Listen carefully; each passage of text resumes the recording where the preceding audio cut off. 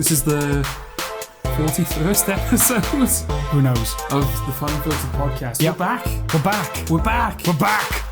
Is that an aggressive? We're back. I was angry that we're back.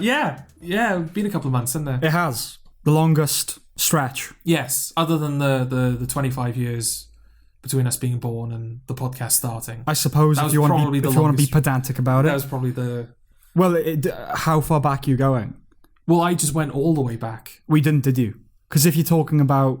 You've done it within the context of us existing. Yeah. If you're talking about just the podcast existing, well, if we all of existence, there was no podcast if we until don't exist, last year. Sam, there is no podcast with us on it, is there? No. So surely that should be the beginning. That should be the beginning, not the beginning of everything. Why not? Okay, why not the beginning of our parents? Why not the beginning of their parents? Or their parents? Because they're not on this podcast. No, but we wouldn't be here if not for them. No.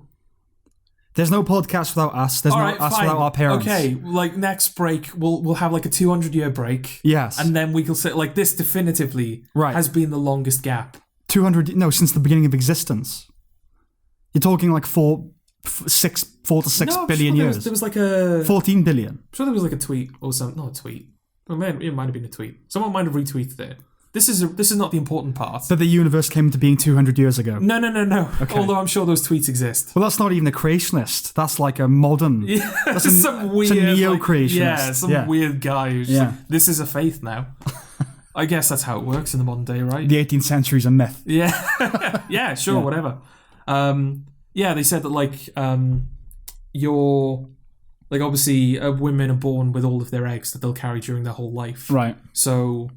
those eggs are developed in the womb of their mother. So if you think about it, technically, you have existed inside your mother who's existed inside your grandmother. Yeah, connects you back all through human history. Well, yeah, if you keep going back. But, like, at any one time, like, if a woman's pregnant, like, the next 2 generations are literally within her. Right. I think. Yes. So if we're using that logic... Right. Then I think 200 years, if anything, is generous. If you're using that logic, yeah. But where do you draw the line?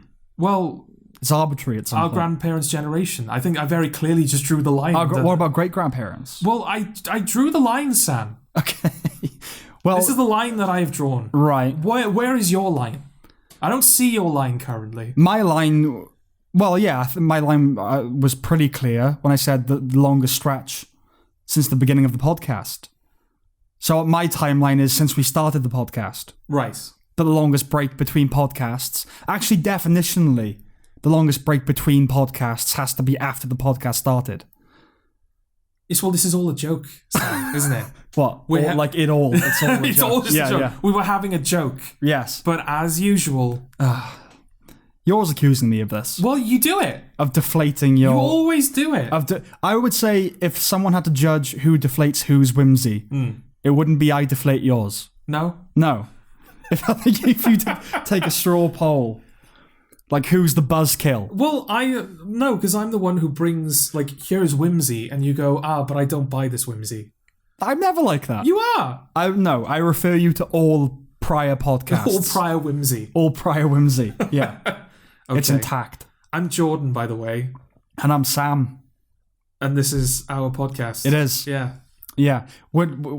It's been too long. Yeah, give us like... Give us like a few minutes to warm up again. Yeah, I've forgotten how to talk like this. Yes. I mean, I don't really... lockdown is still basically in full swing. I'm with my mother. We talk, but mainly in kind of just grunts and... all right? I only Food really... over there. Pretty much. Yeah. I only really talk to you. Like, converse. So when I see you twice a week, that's the routine we've got going. This should be easy then, surely. Because that's exactly what you're doing right now. Yeah. But we've only recently started doing that again since you stopped working. Yes. Well, before we get to all of that... Yes. Coming up on the podcast... Coming up. My own personal employment hell. Season 4 of Fargo and some TV stuff. Doctor Who and the MCU. The Capitol breach and Trump and all that nonsense. Tenet. A review of Soul, the Pixar film, and its natural bedfellow abortion. And finally, the sound of metal. It's just sound of metal. It's just sound of metal. No, but it's a review. It's the review of Sound of Metal. And that was the part where Yeah. All right, okay. Yes, that's sort of the reason that we stopped doing the podcast for a couple of months, wasn't it? I was working the night shift at a supermarket during Christmas, during a pandemic. So I was kind of out of it for a couple of months. Yeah. Just running on autopilot. The spark that wasn't there anyway had gone. Yes. Yeah, I don't feel like I'm the most energetic, like... No. Oh, there's a light within that person anyway. There's not a twinkle in the eye. No. So imagine just how bad things got that Sam said that twinkle is gone. Yeah. I won't name the supermarket. You're like a zombie who became a zombie. Yes. That's what it was like. Yeah, the zombie's zombie. Yeah. It's like worse. I won't name the supermarket. Specifically because I have nothing but negative things to say about them. Have we... it's not been mentioned before. Have we not said name? I'm pretty sure Okay. we didn't. The reason... I mean, yes, I have nothing negative. I have nothing but negatives to say about them. Yeah. But also at one point, my manager... One of my 4 managers that I had, because I guess that's how you run a supermarket. You just have like... Oh, here's 4 people that are vaguely in charge of you. Go. Yeah, Kafka-esque. Yeah. Yeah. Here's 4 people that are vaguely in charge of you. Then there's like a guy above them that's in charge of them. And then he answers to the actual person that's in charge. Yeah. And they randomly punish you. Yes. For things. Yeah, exactly. I genuinely didn't know until like... Because I worked there for about... I don't know exactly how many weeks, but it was just over 2 months I worked there. Yeah. And it wasn't until towards the end of the first... near the beginning of the second month that I actually knew who my direct line manager was. Right. I assumed it was this guy who'd been speaking to me. Turns out he had nothing to do with all that. Yeah. So, but anyway, he took me aside. It was during some like performance review thing, and he said that we have spies on the internet. Right. So people who work for the company, right. They will, if they say something negative about the supermarket online, that comment or that podcast or whatever, that gets removed, and then we hear about it. Like we get a phone call from one of these spies, right, and we end up getting punished internally. So it reflects badly. When I say punished internally, I mean like not sodomized. No. the punishment, like people within the company. Yeah. Give the punishment. Well, hang on. So if you're an employee of this company supermarket, X, yeah, and you spout off about it online. Yeah, company X are bastards. Yeah, of course, every little criticism helps. Oh, Sam. See what I did there? That's a lawyer's skirting around it, right? I suppose every little criticism hurts, doesn't it? But, so if you go off on one about it, then they will find that these spies, these internet spies, who are hired to kind of that might pigs, be their only purpose to sniff out critiques. Just be on the internet and look for any negativity and just get rid of it. What does that mean? Get rid of it? How does that work? I don't know. So company X, as if there's any ambiguity now, is gonna contact YouTube and say you need to take down the Funlimited podcast because they've well, that's the us scenario off. I'm trying to avoid. I don't know if they. Right. I use as an example. I don't know if they would go as far as to take down a podcast. Yeah. But I don't want this like however long this episode's going to be. Yeah. I don't want these like 20 minutes we're talking about Company X. Yeah. To like, there's probably going to be, knowing our history, there's plenty of other stuff they can get rid of this podcast for. Yes. Why would it be something as trivial as, this company I don't even work for anymore don't like what I said about that would be annoying. Yeah. Comparatively speaking, to go out with that whimper. Yes. Rather than a bang. Yeah, exactly. I want to be taken down for the racism and the misogyny. Yeah. I don't want to be taken down for this. The proper way. The way God intended. Yes. Yeah. For hate speech, not for, what fair use or whatever you want to call it. Yeah, I don't even know what it would fall under. Yeah. That's the thing, because like there's like YouTube itself is just there are so many instances of like companies claiming like a YouTube video will use like 30 seconds of a piece of music and the company will go, oh, that's our property, and the whole video goes down. Yeah. You've even got instances where companies have claimed original music that was made by the person on YouTube. Right, okay. Like where the system is just straight up not working properly. Yeah. So I don't know what Company X's, what their excuse would be for like taking the video down. It's like, it's, I guess, defamation.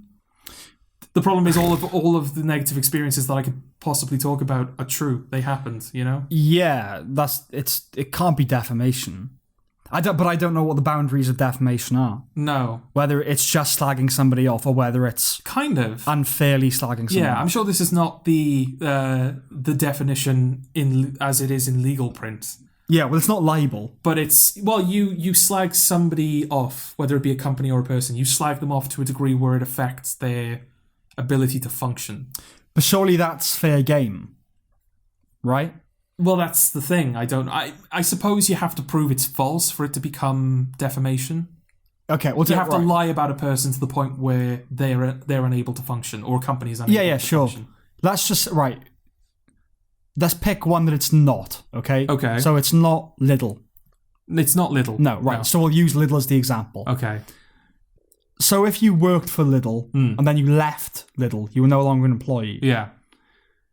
It's surely within your rights to write whatever or say whatever you want about it. I mean, yeah, I would imagine so. Because yeah, if I was still working for Company X, then my punishment would probably be, well, if you don't like working for us, don't work for us then, and I would lose my job. But exactly. Yeah, that's happened now. I understand that. Like if you're an employee and you're slagging them off, that they sack you. Yeah, fair enough. But not now. I'm just taking the precaution. No, fair enough. Yeah. I mean, everyone knows who we're talking about anyway. Well, thanks to you. Yeah. When this does go into a court of law, let it be known that I have not given away the game. It's not legally binding, though, is it? Because just saying what I said, alluding, I could be making a joke. I could be misleading the listeners. That's very true. Yeah. Yes. But it's not. Maybe that was a red herring. Well, you don't say that. It's like those YouTube videos of people taking LSD and they're like, oh, it's for educational purposes, or it's a dramatic reenactment. Yeah. I'm not actually like dropping a pound of what's the one? What's it called? LSD, the more powerful one. DMT. Oh, DMT. Yeah. I'm not dropping I'm not a pound. Yes, it's a lot of DMT. Yeah. You probably wouldn't be able to smoke a pound of DMT if you wanted to. Probably not. No. Given how fast and a few hits and you're out. You're incapable of. You're somewhere 3, else. Right? I think 3 is the general. Yeah. 3 is the goal, and 3 is if you're lucky, you get to 3. Yeah. 2 is basically insurmountable. Yeah, I think is the idea. Yeah. Okay, so what do you have to say about? Well, nothing Company good. X? No. Okay. No. It's the managers that were the main problem, really, because it was a horrible, soul-crushing job.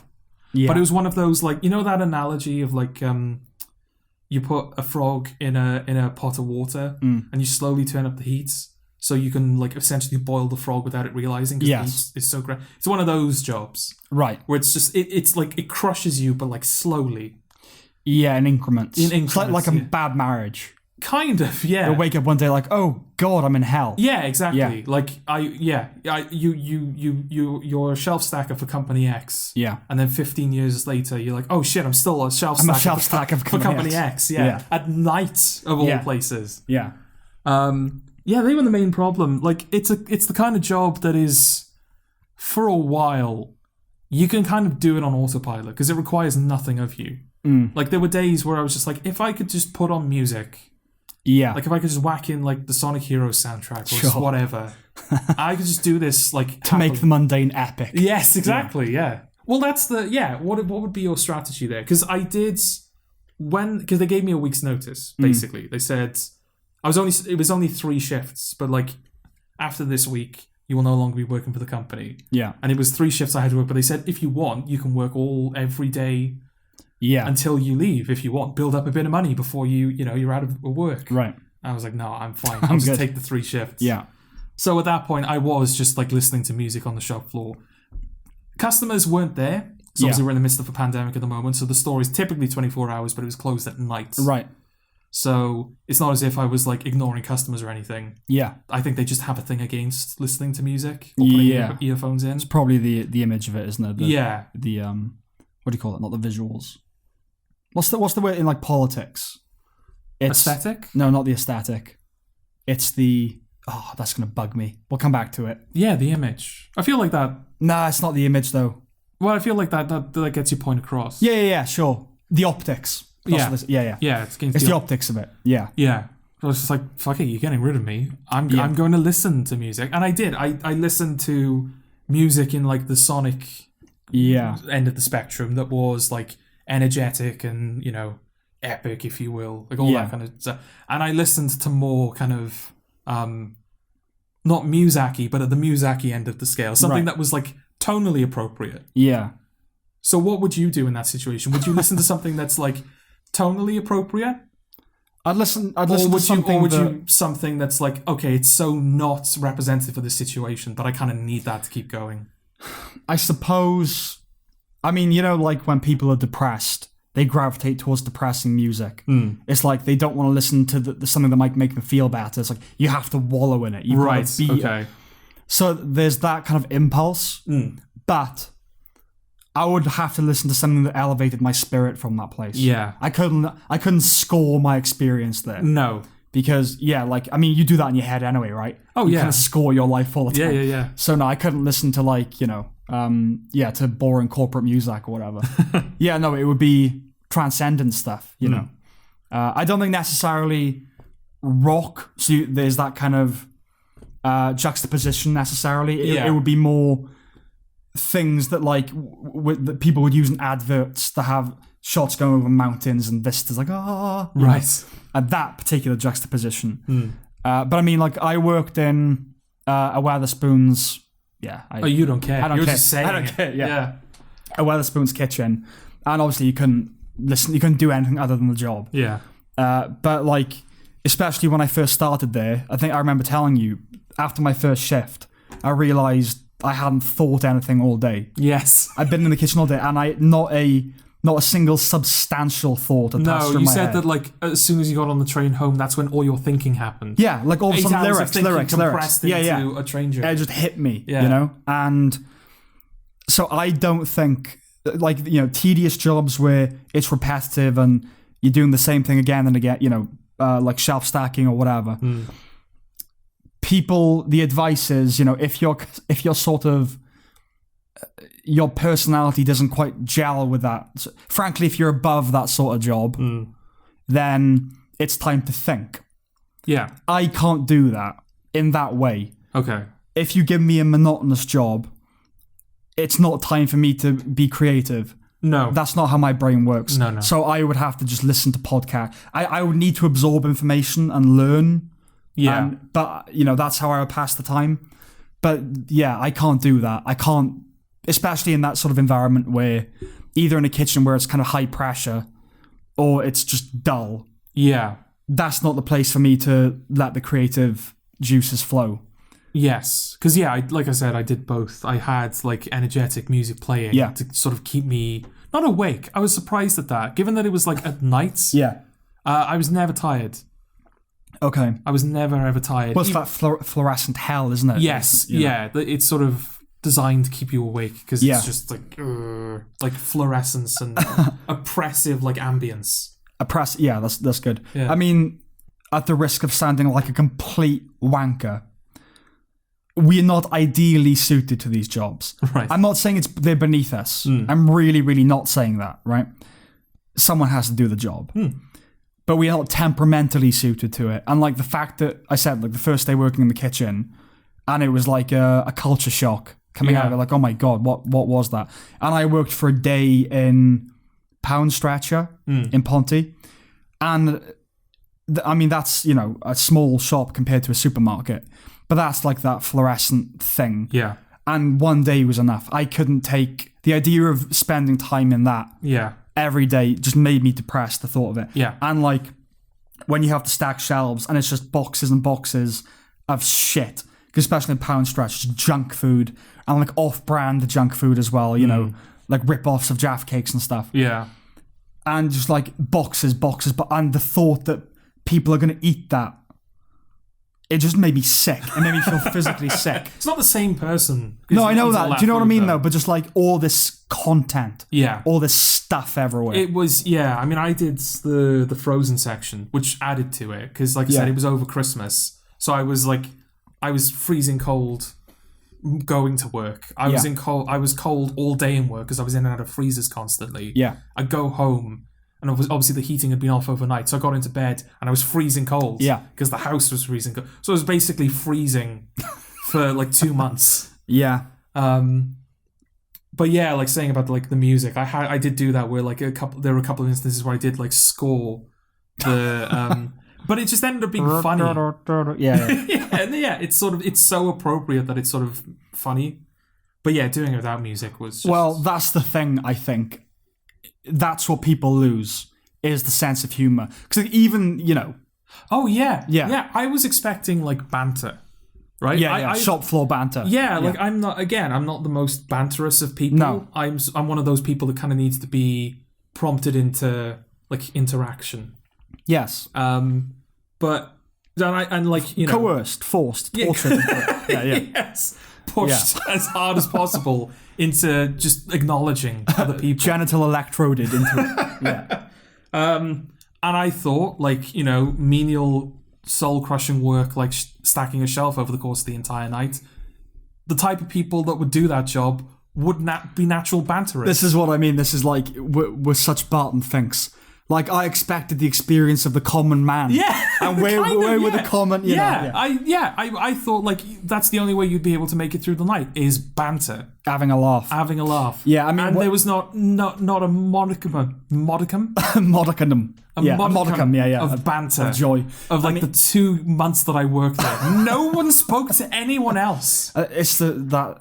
Just crack on with it, innit? Like... Well, we weren't... Yeah, it didn't feel like we had the time, because it was kind of like the kitchen in the sense that, like, the managers were trying to sort of cultivate this, like, high pressure, like, you got to be doing it, you got constantly working, you got to be fast, you got to be quick. Like, my first day, the manager, like, came over to me, he was like, oh, at store X we use 2 hands to stack the shelves because it's quicker. Right, okay. It's like, passive aggressive. I've just got here, mate. Can I like learn where everything is first before you start telling me I'm doing it wrong? Sure, something that's never left me. I keep thinking about it again and again and again. Like those like regret thoughts you have before you go to bed. Yeah, it's sort of like that. But I don't know why it bothers me still. For doing work experience when I was 15 or 16, I worked in the library in Ponty. Okay, right? And one day I had to go on the mobile library, the van, right, with the guy. And generally, I really enjoyed it because he was asking me about scripts I was writing and stuff, like, you want to be a writer. And, books, I enjoy being in the company of books. Yes. It was a nice day and he was a nice guy. But for lunch, we went to this pub and he bought me lunch, right? And it was a sandwich. I think it might have been like a club sandwich sort of thing. And at the time, it had a bunch of ingredients I didn't like. So I was kind of subtly removing the ingredients and then like trying to be coy about it, and then he looked at all the stuff assembled on my plate and he was like, oh, I find it's quicker when you keep it all in the sandwich.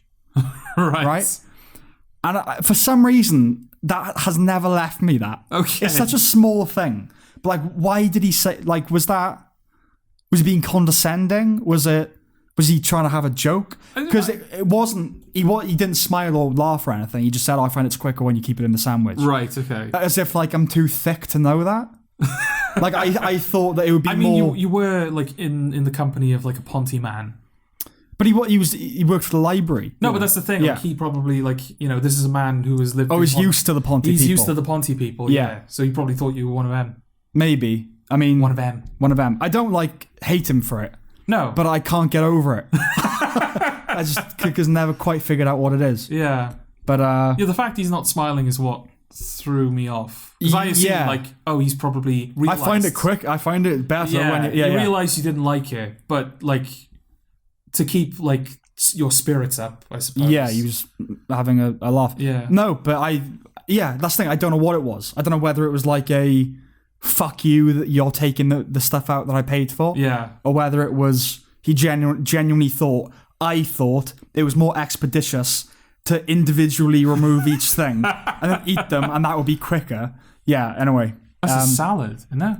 Yeah, basically, yeah. It's you a salad. Take everything out of the sandwich, it's a salad. So, should we talk about how you left? Because here's the thing. Your contract was until when? Yeah, I was on a 13-week contract because they hired me as temporary Christmas staff. And during my interview, they said, do you have any interest in taking on this job full time? Yeah. The answer was obviously no. Yes. I want to be out of here as quickly as fucking possible. Yeah. But we're still in the midst of a pandemic. Work is sparse. So I thought the smart thing here is to say yes. Yeah. Show enthusiasm, and then, like, when things calm down, because that's the thing as well, like, over Christmas, I was genuinely working, like, 8 days in a row. Yeah. Like, ridiculous, like, illegal hours, basically. Yeah. But I thought, like, I'll wait until it calms down after Christmas, and then I can, like, look for a job on the side. Yes. And then one day just be like, aha, I'm leaving. Goodbye. Yeah. But yeah, they said, like, we're going to put you on a temporary 13-week contract, at the end of which we will decide whether you're going to be kept on permanently. And at the end of my 8th week, that's when my manager took me inside and said, we're not going to renew your contract, so next week you're gone, basically. I was like, I thought I was here for 13 weeks. He went, no, up to 13 weeks. All right. I was like, no, it says in the letter 13 weeks. He went, it should say up to 13 weeks. Oh, should it? Yeah. I'm not sure that's binding. Well, there's a lot of that. Yeah. My final day, it was funny as well, because that specific day he basically fired me, because they did fire me. Yes. Based on the information I had, I was fired. Yes. I wasn't just, like, not renewed. You weren't let go, yeah. Yeah. You were sacked. But he told me that on a day where I was supposed to be off, but I came in to cover because they didn't have enough people. Right. And not only did I come in on that day, I came in 4 hours later because I was working in the day, and I finished the aisle. Because the main reason he was like, we're not going to renew your contract because, we want people who are constantly improving, and you seem to have just plateaued. Yeah. But the problem is I plateaued at finishing my work every night. Yeah. I don't really know where you're supposed to go after finishing the job to the standard they are asking you to finish it to. But yeah, I finished that aisle, like, even though I turned up 4 hours late, I finished it 2 hours early. Right. And this guy had pulled me aside and said, we're getting rid of you because you're no good. I think the thing is, though, right, like, yeah, that aside, and again, at the risk of sounding wanky, saying we're not temperamentally suited to it, for all the lip service we might pay, like, genuine lip service to hard work and graft and, like, it's not beneath us and that sort of thing. Yeah. We ultimately just don't give a fuck. And so, like, however much we might, like, steadily improve, I don't care. That's the thing. Like, you're on autopilot within the first 20 minutes Right. of that job, Yeah. as I think is fair. Yeah. And yet the managers are constantly trying to cultivate this atmosphere of, like, oh no, you've always got to be working and switched on and, like, moving as quick as possible. See, the thing is, in the kitchen, in Spoons, I don't know what would be worse for me, because it was the opposite of that. It was high pressure. You had to be doing something all the time. I can kind of understand that because there's a very strict time limit on. Yeah. orders. It made sense. It wasn't like artificial or anything. Yeah. You had to be on the ball. But as a result, the more senior people in the kitchen, they were kind of like testosteronal, like jocks almost, like, woo, bro, yeah, come on, like high-fiving and stuff. Because it was like a sport. There was like an athleticism. Yeah. You had to get it done in time, And when it was incredibly busy, it was like pumping iron almost sort of thing. And I am not at all suited to doing that. No. Plus, I don't care. Yes. The most depressing thing, and this is what I mean, like, I think most people probably just don't think about this kind of stuff. The thing that bummed me out, and it's obvious, like I knew it going in, after that first shift was, I've contributed nothing to the world at all, in the sense of, like, I've got through the night, and it's going to be exactly the same thing tomorrow. Yeah. And the day after that, and nothing's ever finished. Yeah. You're just keeping it ticking. That was sort of so that is what life is. Yeah. You're just keeping it ticking over. And that's conservatism as well. Like, you're just keeping the thing going. Yeah. But I couldn't bear the thought of, like, because it was coming off the back of Script Dog as well, which was, you have a project, you finish the project, you move on to the next thing. And even though it's that kind of perpetual locomotive, things end and then begin again. With Spoons and those sorts of jobs, it's just the day. You go home and then do exactly the same thing. Yeah, I can't do that. That was one of the depressing things about it as well, because, the job I was faced with was, here is an aisle of frozen food. Here is like 5 tons of frozen food. Yeah. You have 8 hours. Go. Yeah. But the problem is, either because you ran out of time, because it was over Christmas as well. So we were getting like a lot of food in. Yeah. You either ran out of time or you ran out of space on the shelves. So you typically had like, I don't know, like half a ton of food left over. So the following day, you're not just doing that day's food, you're doing yesterday's food as well. Yeah. And it just builds up. And it's so like, I didn't like it. And it never ends. It never ends. It never ends. But yeah, so that happened where he was like, we're getting rid of you 4 weeks early. And I said, you're getting rid of me 4 weeks early. And he's like, no, we're not. Yeah. That happened.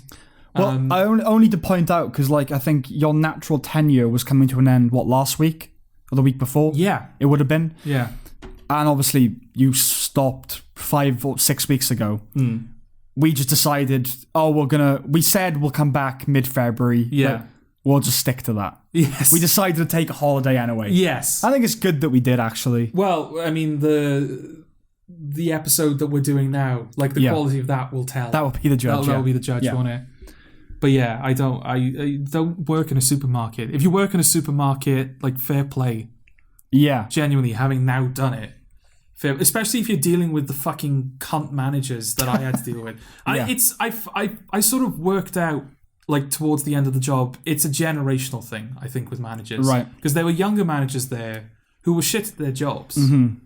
Like there was a guy, like his one job was you have to do the overtime.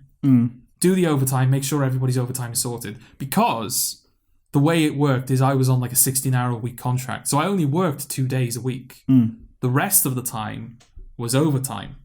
And obviously because we were doing it over Christmas and because everybody needed to be in, that's how they were getting you to work like 7-day weeks, basically. Yeah. Because it's all overtime.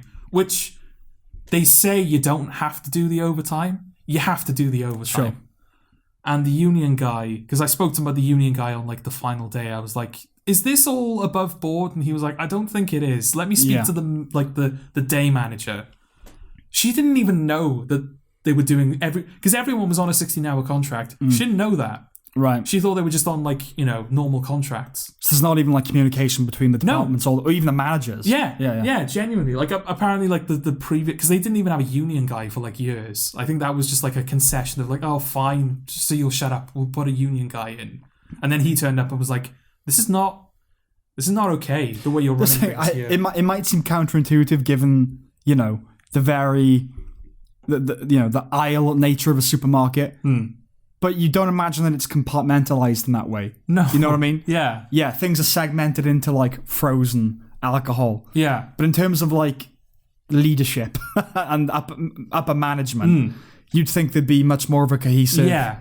But that was another annoying thing as well, because I had essentially 5 managers. You'd have the same conversation 5 times a night. Yeah.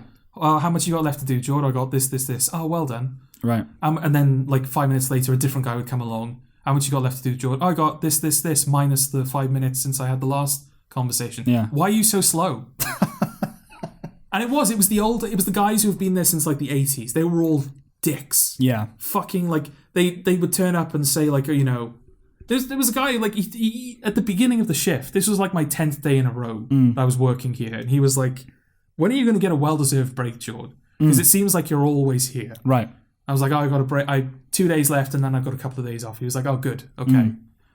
And then at the end of that shift, obviously 10 days in, I was exhausted. Yeah. We had like a leak in the aisle, the other aisle that the other guy was working on. So I had to like help him. Because you can't just go get like a mop because you can't leave it unattended. So I had to like stay with the thing while he got the mop. And we had to clean it up, and we had to inform people. And that took time. Also, we had like... I was doing like the ice cream, and we had like 5 full roll cages of ice cream before the delivery. Right. So we had like a ton of stock that was just building up and building up and building up. So I was not close to finishing, and I only had an hour left. Yeah. Justifiably so, I thought. This manager did not agree.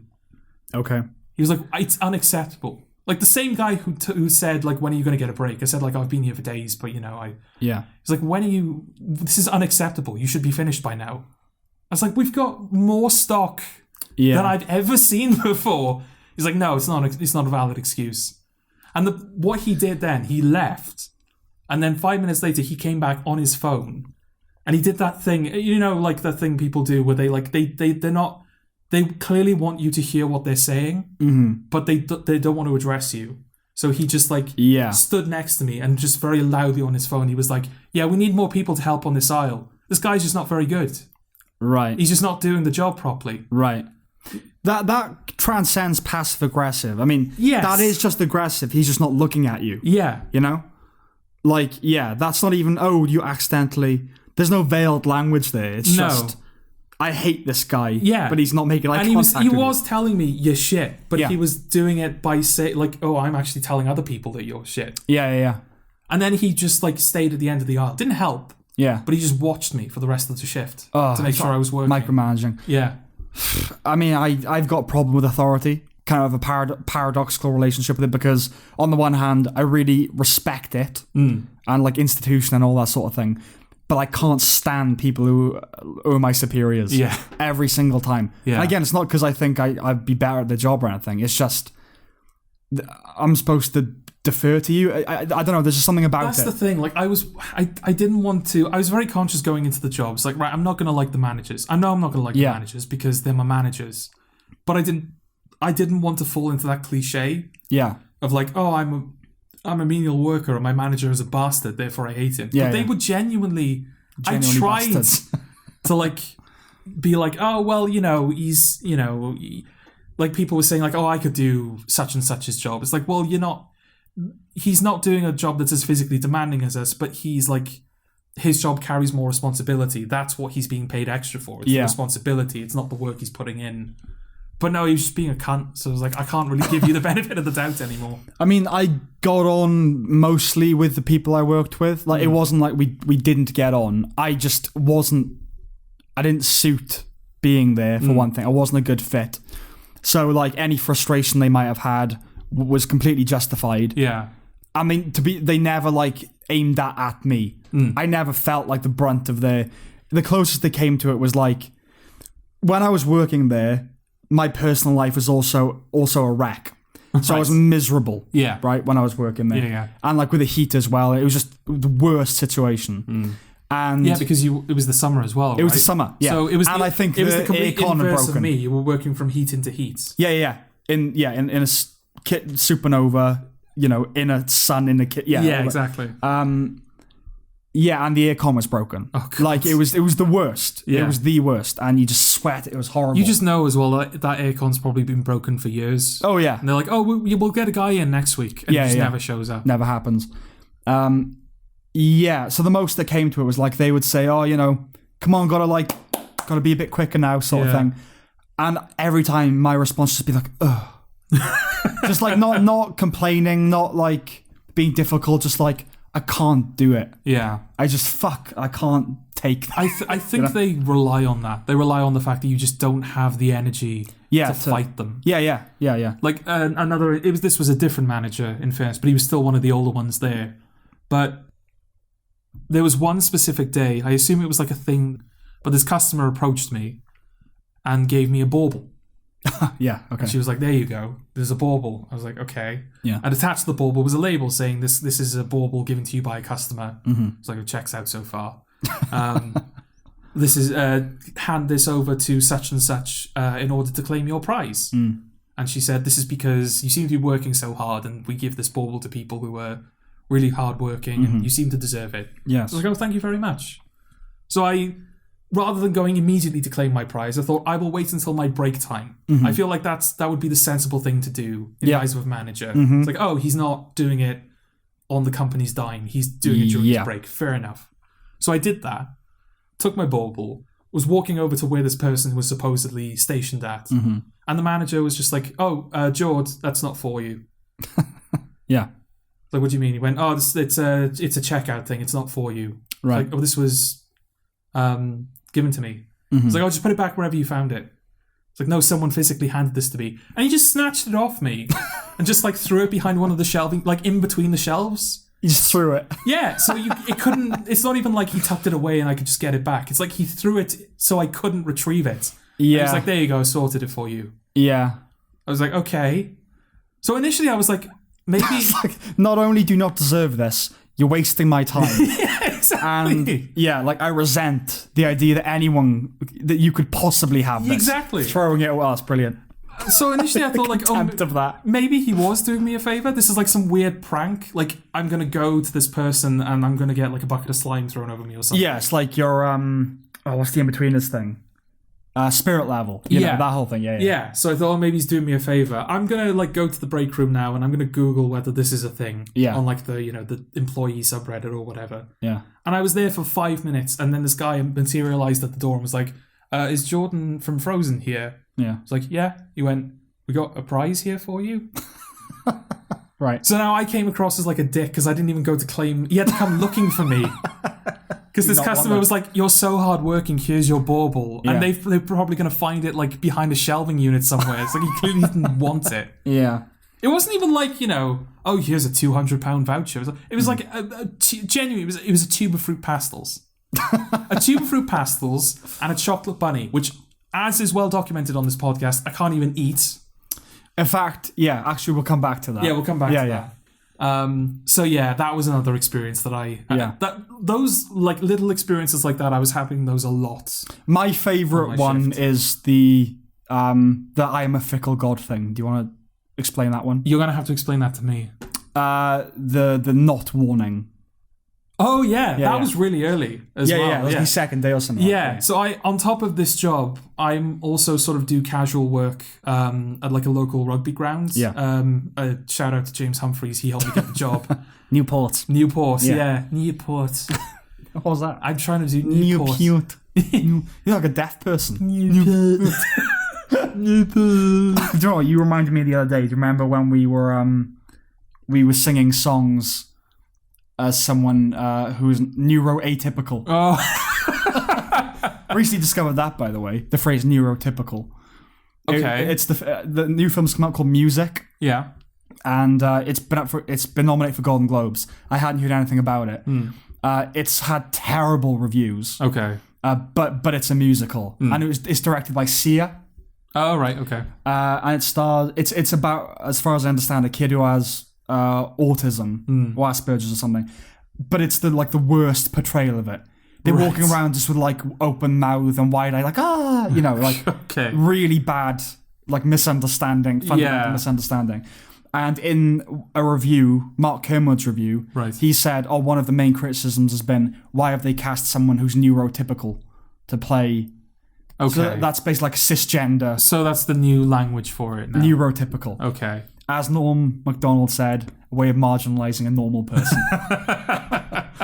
Like, you didn't need a word for that. No, you didn't. You didn't need a word for it.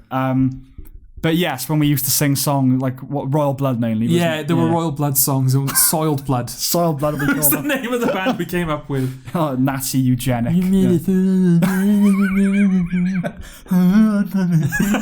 It's endless entertainment. Oh yeah, it really is. Yeah. Yeah. Okay, so that my Newport accent reminded you of that. Yes, of that puerile escapade. They're probably all neurotypical over in Newport, though, in fairness. Neurotypical or neuroatypical? Neuroatypical. Atypical, yeah. They're probably all neuroatypical over in Newport. You're calling all Newportonian spazzes, basically. Yes. Okay. As I'm sure James Humphreys would if he were here right now. Yeah, whenever you see someone, a girl from Tinder, on Tinder from Newport, invariably, they're a chav with a kid. Yeah. Like Ponty. Yes. Just the Welsh Valleys as a whole, it seems to be. Pretty much. Yeah. Anyway, I also do vision mixing at a local rugby ground. So that's a job that I occasionally do during the day. It's only like once or twice a month. Mm-hmm. So typically, the latest kickoffs I've had at like 8 o'clock, right? Mm-hmm. Plenty of time for me to do the match and then come back to start my shift at 11. Right. Depressing as it is when those days occurred. Yes. It was something that was physically possible. Mm-hmm. But I started, and then they said to me, "Oh, by the way, we forgot to tell you in your interview and your induction and your first shift, but we forgot to tell you that we're actually bringing your shift forward to 5 o'clock in the afternoon." Right. Because we have stock taking, basically. Right. So the stores need to be filled by a certain amount of time so people can come and check all of the stock is present and accounted for. To which I said, okay, that's fine, but I can't do that because I'm working in Newport. Yeah. So I can only I can only come here and start at 11, which I was supposed to in the first place. So the guy was like, okay. And then like he sort of like reached underneath the table and this form kind of materialized from underneath the table. It's like when they've got like shotguns sellotaped to the bottom of tables. He's got like this form. Well, he had it at the ready, you know. He just reached under the table and pulled out this form. And the first thing he said to me was, don't think of this as a disciplinary. Yeah, don't think of elephants. Yeah. Don't think of this as a disciplinary. I just need to make an official record of this conversation. So that if I will leave an obligation to let you know you're being recorded right now. Yeah, exactly. Yeah. So that if this happens again, we know that this has happened before. So we can take action at that stage. Yeah. I was like, I can't do. It was overtime as well. I was like, I can't do overtime, and they were like, okay, we're gonna write down that you can't do overtime. Yeah. So that's on our record. That's on your permanent record now. So I was just like, already, like, even though it was only a couple of shifts in, I was at that point where I was like, whatever. Yeah. All right. Yeah, you understand that this is... sure, I understand whatever it is, whatever bullshit is you're about to say. I didn't say that to him. That was very much my attitude, though. So I went and had my break. I came back. The guy was standing in the corridor. It's like, oh, Joel, can I have a word with you? Yeah. Like, oh, what now? I've just come back. What now? Yeah. So we went off into a side room. He closed the door, stopped short of turning off the camera in the corner, like they do in the Shield. They pull the wire out so no one can see you. Yeah, it's just gonna get real. Yeah, exactly. And he was like, I thought that I was being a bit unfair on you, so I ripped it up. Right. So he said, it's not on your record anymore. Never happened. Yeah. Just don't do it again. I don't know if it's a GIF or a meme or whatever, but the first thing I think is Stork's power move. Yes, that's the first thing I think. Yeah, that is what that was. I have no doubt about that. It's like, your destiny is in my hands. Yeah, I can control your fate. Also, doesn't that just prove that it was in fact a disciplinary? Yeah, like if it mattered. Yeah, if it didn't matter, he would have just left it. But he was like, oh no, this matters. Yeah. I will show him that I can erase things that matter. Yeah. If you please me. Yeah. Plus, like, as far as permanent records go, I'm sure not quite a disciplinary is going to be read in the same way as a disciplinary by whoever it matters to, Yeah, exactly. Okay, yeah, so not a pleasant experience. Not a pleasant overall. experience. I got to, my final shift, and I was supposed to have an exit interview where I filled out, a questionnaire. Yeah. Which I was told, he said, you're going to fill out a questionnaire, and immediately it was like, you got to be truthful, though. Right. Because if you're not truthful, then nobody learns from it. If you're just negative, then nobody learns from it. So you got to be truthful. Oh, right. Okay. Again, the implication being if you say anything negative, you're clearly lying. Yeah. So don't. So he brought me into the room where we were going to fill out this questionnaire. Got out this file. Was flicking through this file. Kept flicking. Went through the whole file. He was like, "Oh, we don't have any questionnaire forms, and the system's down at the moment, so I can't print any off. Right. We'll just have to have a conversation." Oh, I see. So okay. So we had a conversation. Yeah. I say that. He spoke at me and I was like, yeah, I just want to leave now. And then, I'm pretty sure this is not okay, right? I never received, in the 2 months that I worked there, I never received my employee number. No, yeah, that's not okay. Which basically meant that I was unable to check my payslips. Because you need your employee number to access your payslips. And they underpaid me multiple times as well. Yeah. So I couldn't come to them. I couldn't fill out any of the forms that said that I'd been underpaid because I didn't have the necessary information to put in the form. Yeah. I managed to get that money back in the end. Because I badgered them about it constantly. I think it feeds into why the managers are cunts, generally. Like the older managers are cunts. It's because when you're dealing with a conveyor belt of, as they see it, disposable cattle. Yes. Then... Which he specifically told me I wasn't, because he said it didn't make financial sense for the company to just hire someone to get rid of them. Right. And then less than 3 weeks later, I was gone. Yeah. I mean, yeah, so if you're used to that kind of business practice, you become a bit of a sociopath. Yeah. Yeah. But yeah, so I didn't have my employee number. So I said to him, I never received my employee number. I would like my employee number before I go, please. Yeah. He was like, oh yeah, I'll give that to you now. Weeks of me going I don't have this. And I'm going, oh, there's nothing we can do about it. And this guy is now just like, oh yeah, sure, whatever. So we walk into the filing room, goes into the filing cabinet, starts flicking through the files, kept flicking. There was no file on me. They just didn't, it wasn't there. Yeah, you're a non-person. What was worse as well is my sister also works, she still has her job. She works in a different department. Night and day. They actually treat her with like respect. And shit. Yeah. But yeah, she was in that filing cabinet and we have the exact same last name. Yeah. So there's no reason he shouldn't have been able to find my file. The only reason it should have been out of that drawer was for him to have during my interview. Yeah. And he didn't have it. Right. Which has just led me to believe that there was never any official documentation on me when I was working there. You're off the fucking grid. Yeah, exactly, yeah. Yeah. Well, maybe that's better that it never happened. It officially never happened. Yeah. Nothing learned. Because the funniest thing to me was before you started there, I was like, oh God, he's doing that job. Like sort of again. Because you worked in this place. Yes. Before. I'm worried that I might have said it once or twice already. I don't know. I don't know because I'm not paying attention. Yeah. They know. Okay. They know. All right. Yeah, and so there was that kind of, he's going back to that. And we have a script that has kind of been bubbling for probably close to 10 years at this point. Well, it came from me working in that place originally, because that place was that was where my first job was. In sixth form. Just after. Just after. So basically when we were 18. Yeah.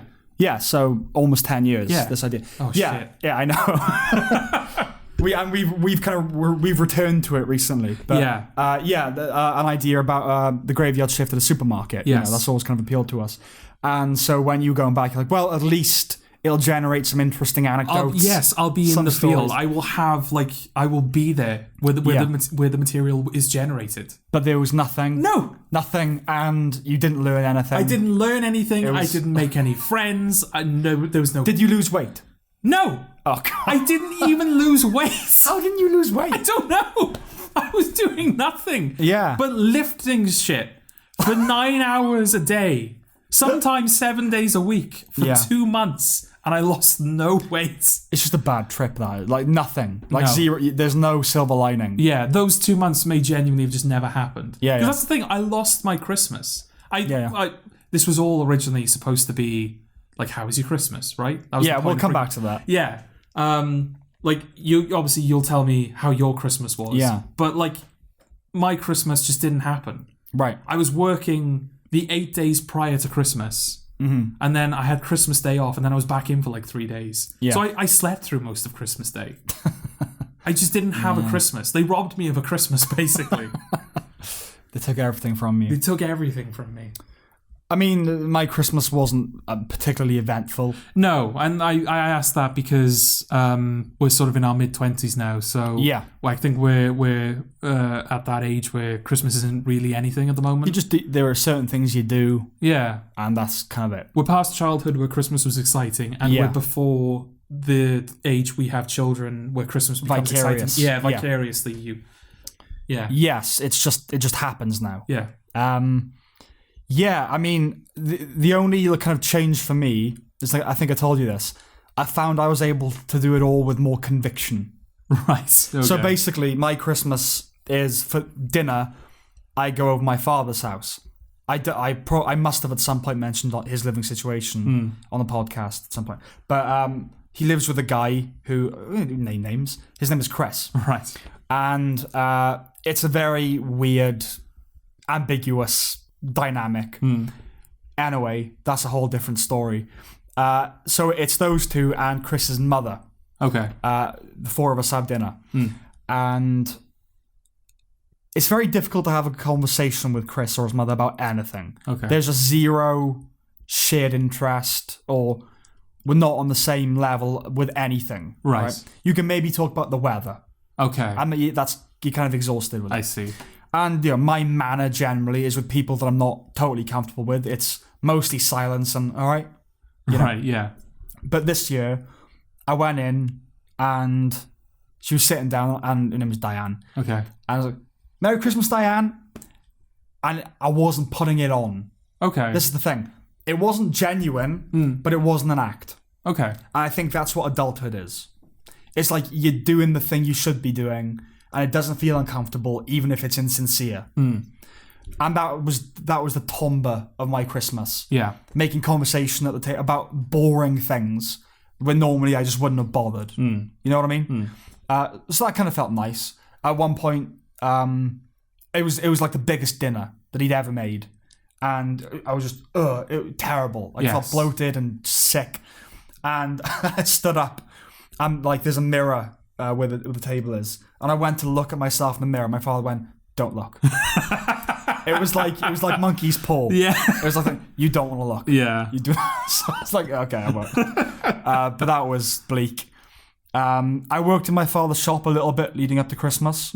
So when I was like 15, 16, 17, I used to go up there. He's a butcher, and every year, hundreds of Christmas orders, and they used to not bother going through the formality of organising it in any way. Right. So it used to be literally, you write Mr. Jenkins on the chicken, you throw it in a box, and then when Mr. Jenkins comes maybe to collect he'll get his chicken, maybe he won't. Right. Yeah. When he comes to collect it, it takes hours. You've got to search through all the boxes. And so I revolutionised the system when I was about 17. Organising it. Pretty much.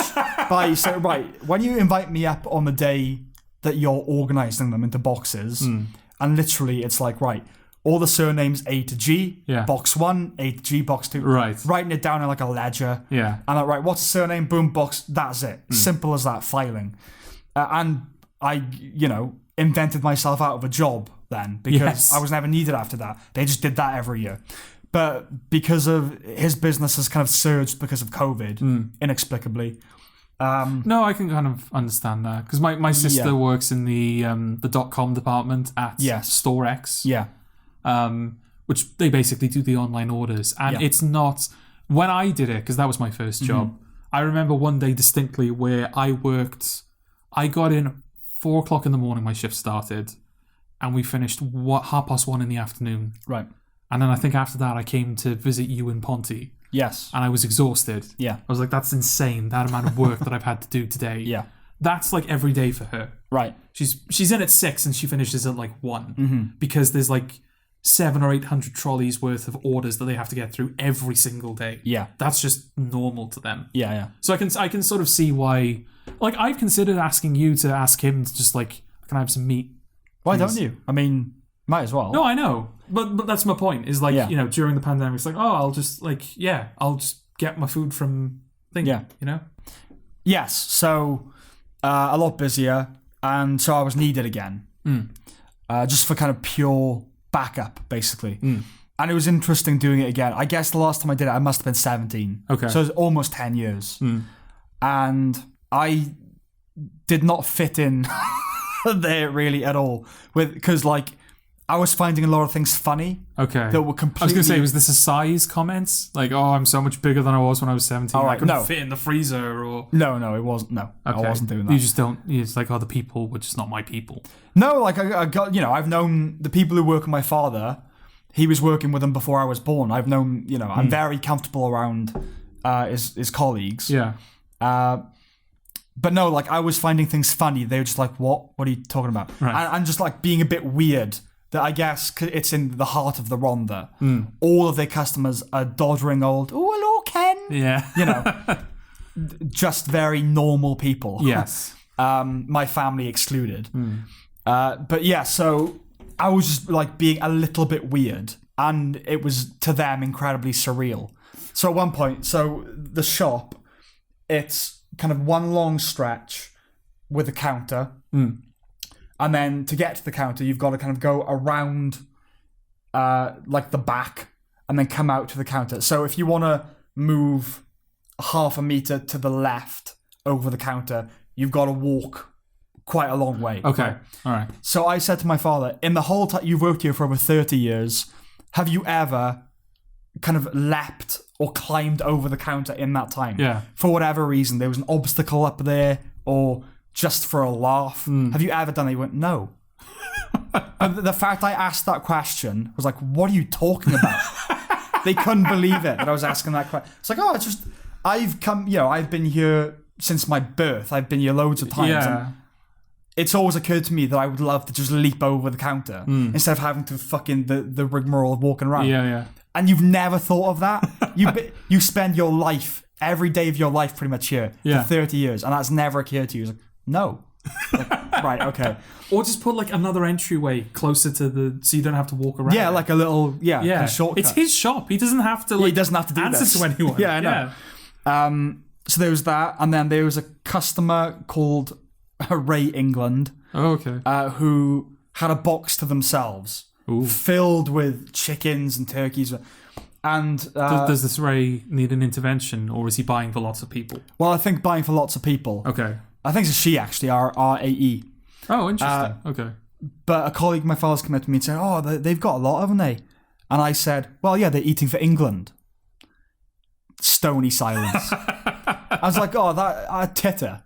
But again, every time I made an attempt at humour, it was just like, what are you doing? Who does he think he is? And then a woman came. This was inappropriate, to be fair. I was hanging around by the counter, and a woman came in. My father said, oh, what can I do for you? My father's a very convivial, like, all right, lovely, what can I do for you? He's that kind of guy. And an old biddy came in. Gwen, we'll call her. Okay. And he's like, what can I do for you, Gwen? She went, oh, I want stuff in, Ken. And I burst out laughing. Right? Because that is hilarious. Yeah, of course, yeah. I just want stuff in, Ken. And he's looked at me again. Please tell me it was just that single ha of acknowledgement. I didn't point. Okay. But I do think I went, ha! Like that. Right. And my father just looked at me, just like, what are you doing? Just utter despair. Fuck you. Yeah. And then finally, there's a guy, I hope nobody that works there listens to this. Right. But there's a woman that works there that is just an ordinary woman. Okay. She's not attractive at all. Okay. She's somewhere between bland and relatively unattractive, I would say. Okay. She's now... They exist? Nothing wrong with that? She's a normal human being. Yeah. And she's now in her late 50s, maybe. Okay. So last time I was there, I would have been like, she would have been early 50s, late 40s. And I remembered, going back to this time, it being a time when my hormones were so inflamed. Right. Remember when you're a certain age and you just wanted to wank all the time? Yes. Having to steal myself away to go to the bathroom in my father's shop. I see. And have a wank. I see. And like, she was the material. Okay. And just seeing her now, and she doesn't look much different, just thinking, God, like, trying to remember what it felt like being that age. Yeah. And just be like, anything will do. Do you know what I mean? And it was like, oh my God. I couldn't believe it. I genuinely couldn't believe it. But like, I feel the compulsion to walk up. It's like, I'm so sorry. I had to wank over you. I didn't like, what? Go and do the funniest thing. But yeah, so that was my Christmas. Oh, okay. Oh, it sounds more interesting than mine. Marginally. Yeah. I just remembered as well, because I was like, when you were talking about, it didn't feel like you had to force your participation in the festivities. I was going to say, because it wasn't like, it didn't snow or anything. It wasn't like it was a more Christmassy Christmas. No. It was just a normal Christmas day. Yeah. But my final day working at Store X, it snowed outside. On my penultimate night, it snowed. And so the old managers buggered off immediately. Right. And left like the only good manager there to basically have to look after everybody in the store and also take phone calls from people who were saying, we're snowed in, we can't come and work. Right. So all of this, and obviously, that particular store services quite a sizable area because it's a massive store and there aren't many in the area. So all of the signs were there for there to be nobody in on my final night and for the store to be completely empty, devoid of all stock. Yeah. And that's all I wanted. I wanted my last Christmas night miracle. to just be utter chaos. Right. And just to have the managers like on their knees going, Jordan, please. Yeah. You literally live a 5-minute walk from the store. We need you to stay. Yeah. And I could just be like, you made your choice. Yeah. So I if you liked it, you should put a ring on it. Yeah, exactly. Yeah. So I walked home. Snow falling. No, I drove home. I was brave that night. Oh, okay. I drove home in the snow. And I got into bed and it was snowing outside. I was like, I can't wait. I can't wait for tomorrow. Okay. Well, yeah, tomorrow. No, it was because it was that night. Because Yeah. I got home in the morning and I was in work in the night, so Right, okay. I can't wait for tonight. Yes. Went to sleep, woke up, it are all fucking melted. Everyone was in work. Yeah. And the shelves were fine. I think a lot of people just didn't go because they thought it was going to be worse. So most of the work I'd done yesterday still stood. Yeah, the day that we got the heaviest snow where it stuck for a while. Yeah. It was the morning and it was deep. Yes, yeah. I missed it. I completely missed it like you because I was writing at the time. Right. And I found that I was being weirdly productive from like midnight to 5 o'clock. I was you properly... don't when you get hit those spurts, you don't want to end you them. don't disrupt the flow. No. And so I entered like a weird sleep pattern. But like, I'm sticking to this. It's working. Yeah. So I totally missed it. I woke up like afternoon. Yeah. And my mother showed me pictures like, that happened. Yeah. Didn't even know it was snowing. Yeah. So that was kind of depressing. But if it works, if it ain't broke, don't fix it. Yeah. And so in terms of viewing, at the end of the year, I'd seen 167 films. I see. And over 100 seasons of television. Okay. I've seen like 30. Yeah. 30 films and no television. No, I saw 4 televisions this year. What were last year? Last year. Yeah. What were the televisions that you saw? I think most of them featured in my top 10 of the year list. Yeah. Which, as we sort of predicted at the time, is already irrelevant. Because I've consumed more material since then that I would put in the list. Yeah. So sorry about that. If you were catching up. Because it's literally the last episode we did that they would have heard that.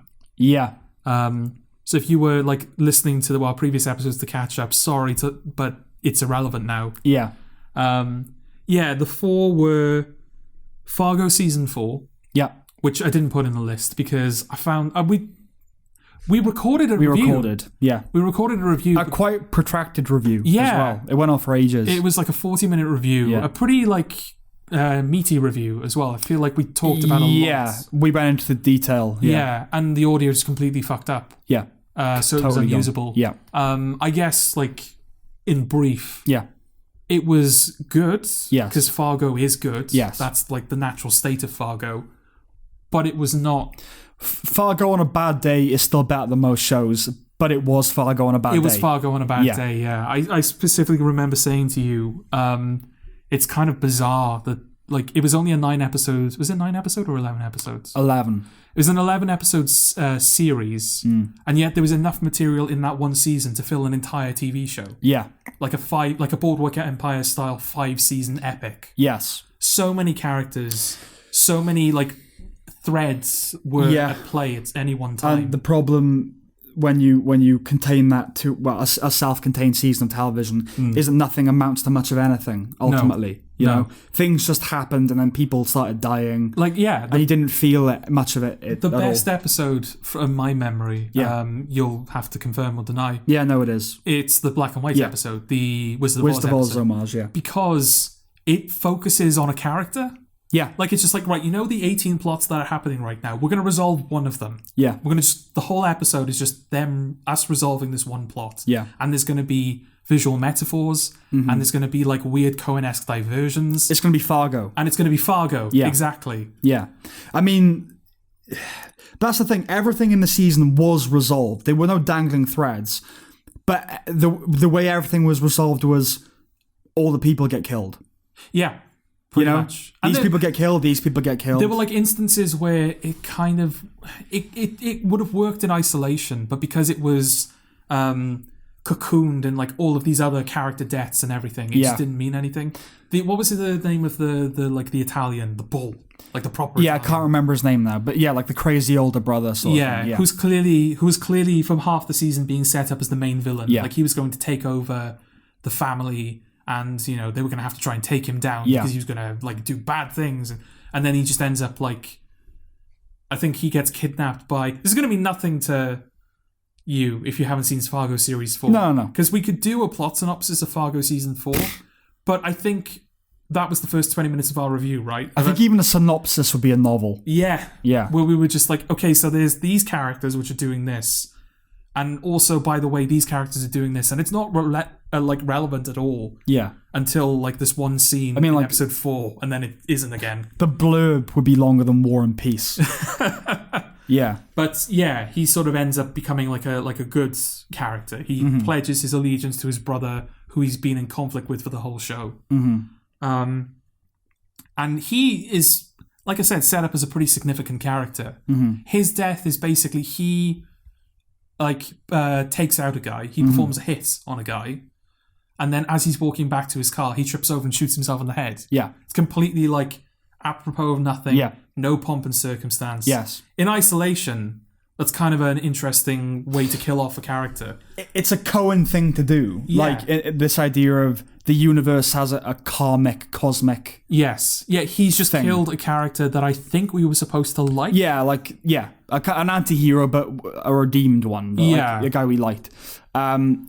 Yes, and so that's like his comeuppance. Yeah. And usually that sort of stuff in Fargo is what makes Fargo great. Yes. Like, Fargo's brilliantly written, and it's so difficult to juggle absurdity and the inexplicable, and which it's always done brilliantly. Yeah. Like, you just accept when things happen, well, for lack of a better word, Deus Ex Machina style. Yeah. You accept it because that's the universe of Fargo. But when it was happening in the 4th season, it felt glib almost and arbitrary. Well, it felt like what was probably the case behind the scenes, which is we don't have enough time. We have to end these threads now. Just end it. I mean, like all the Jessie Buckley had killed. Just that's it. Yeah. She's like she was like Angel of Death, right? She's a nurse killing her patients, and the daughter of like the main family, I think. Yes. She finds out about it and she informs like the police, but then like that gets intercepted, and this whole saga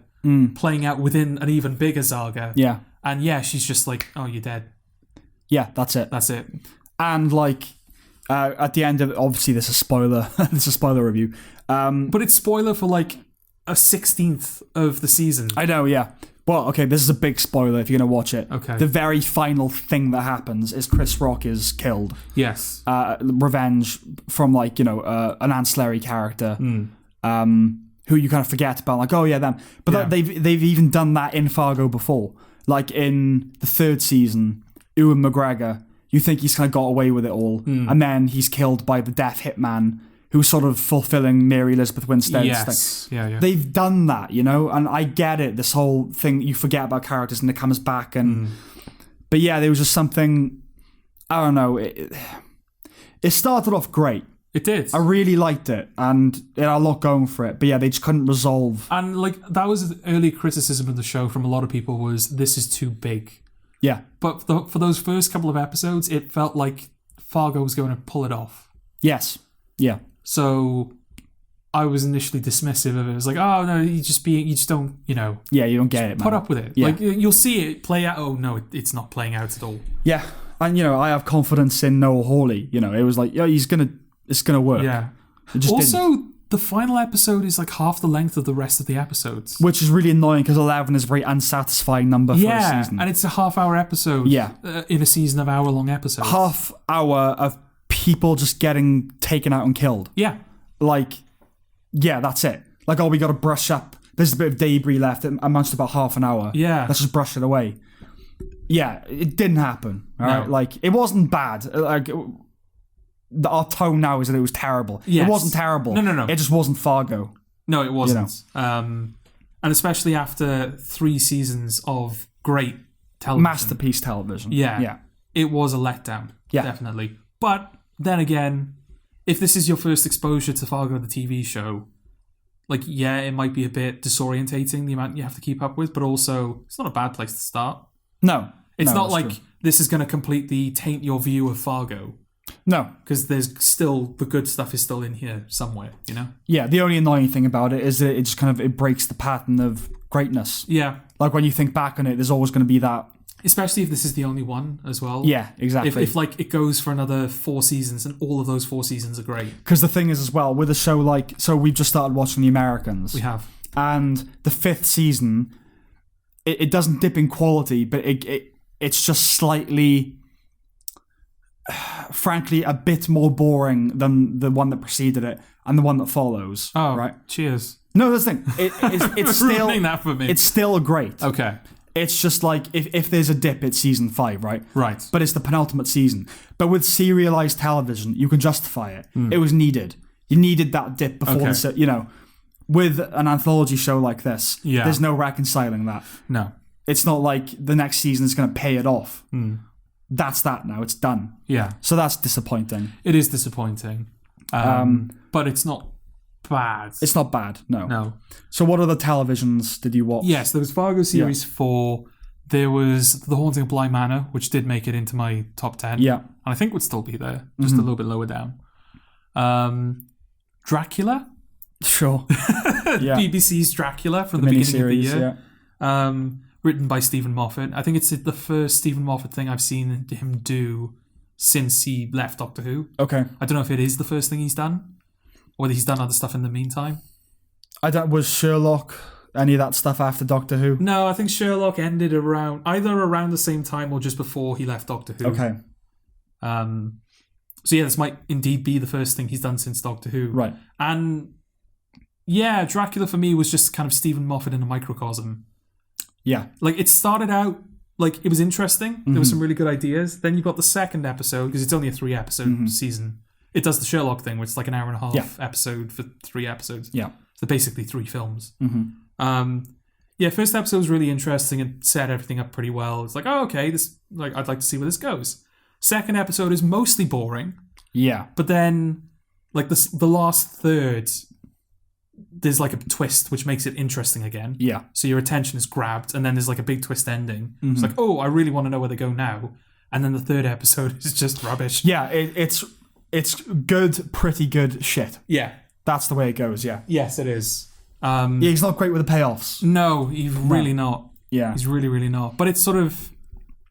It's not encouraging to see that he hasn't learnt anything. That's not the message that I wanted to convey. But there's almost something comfortable about it.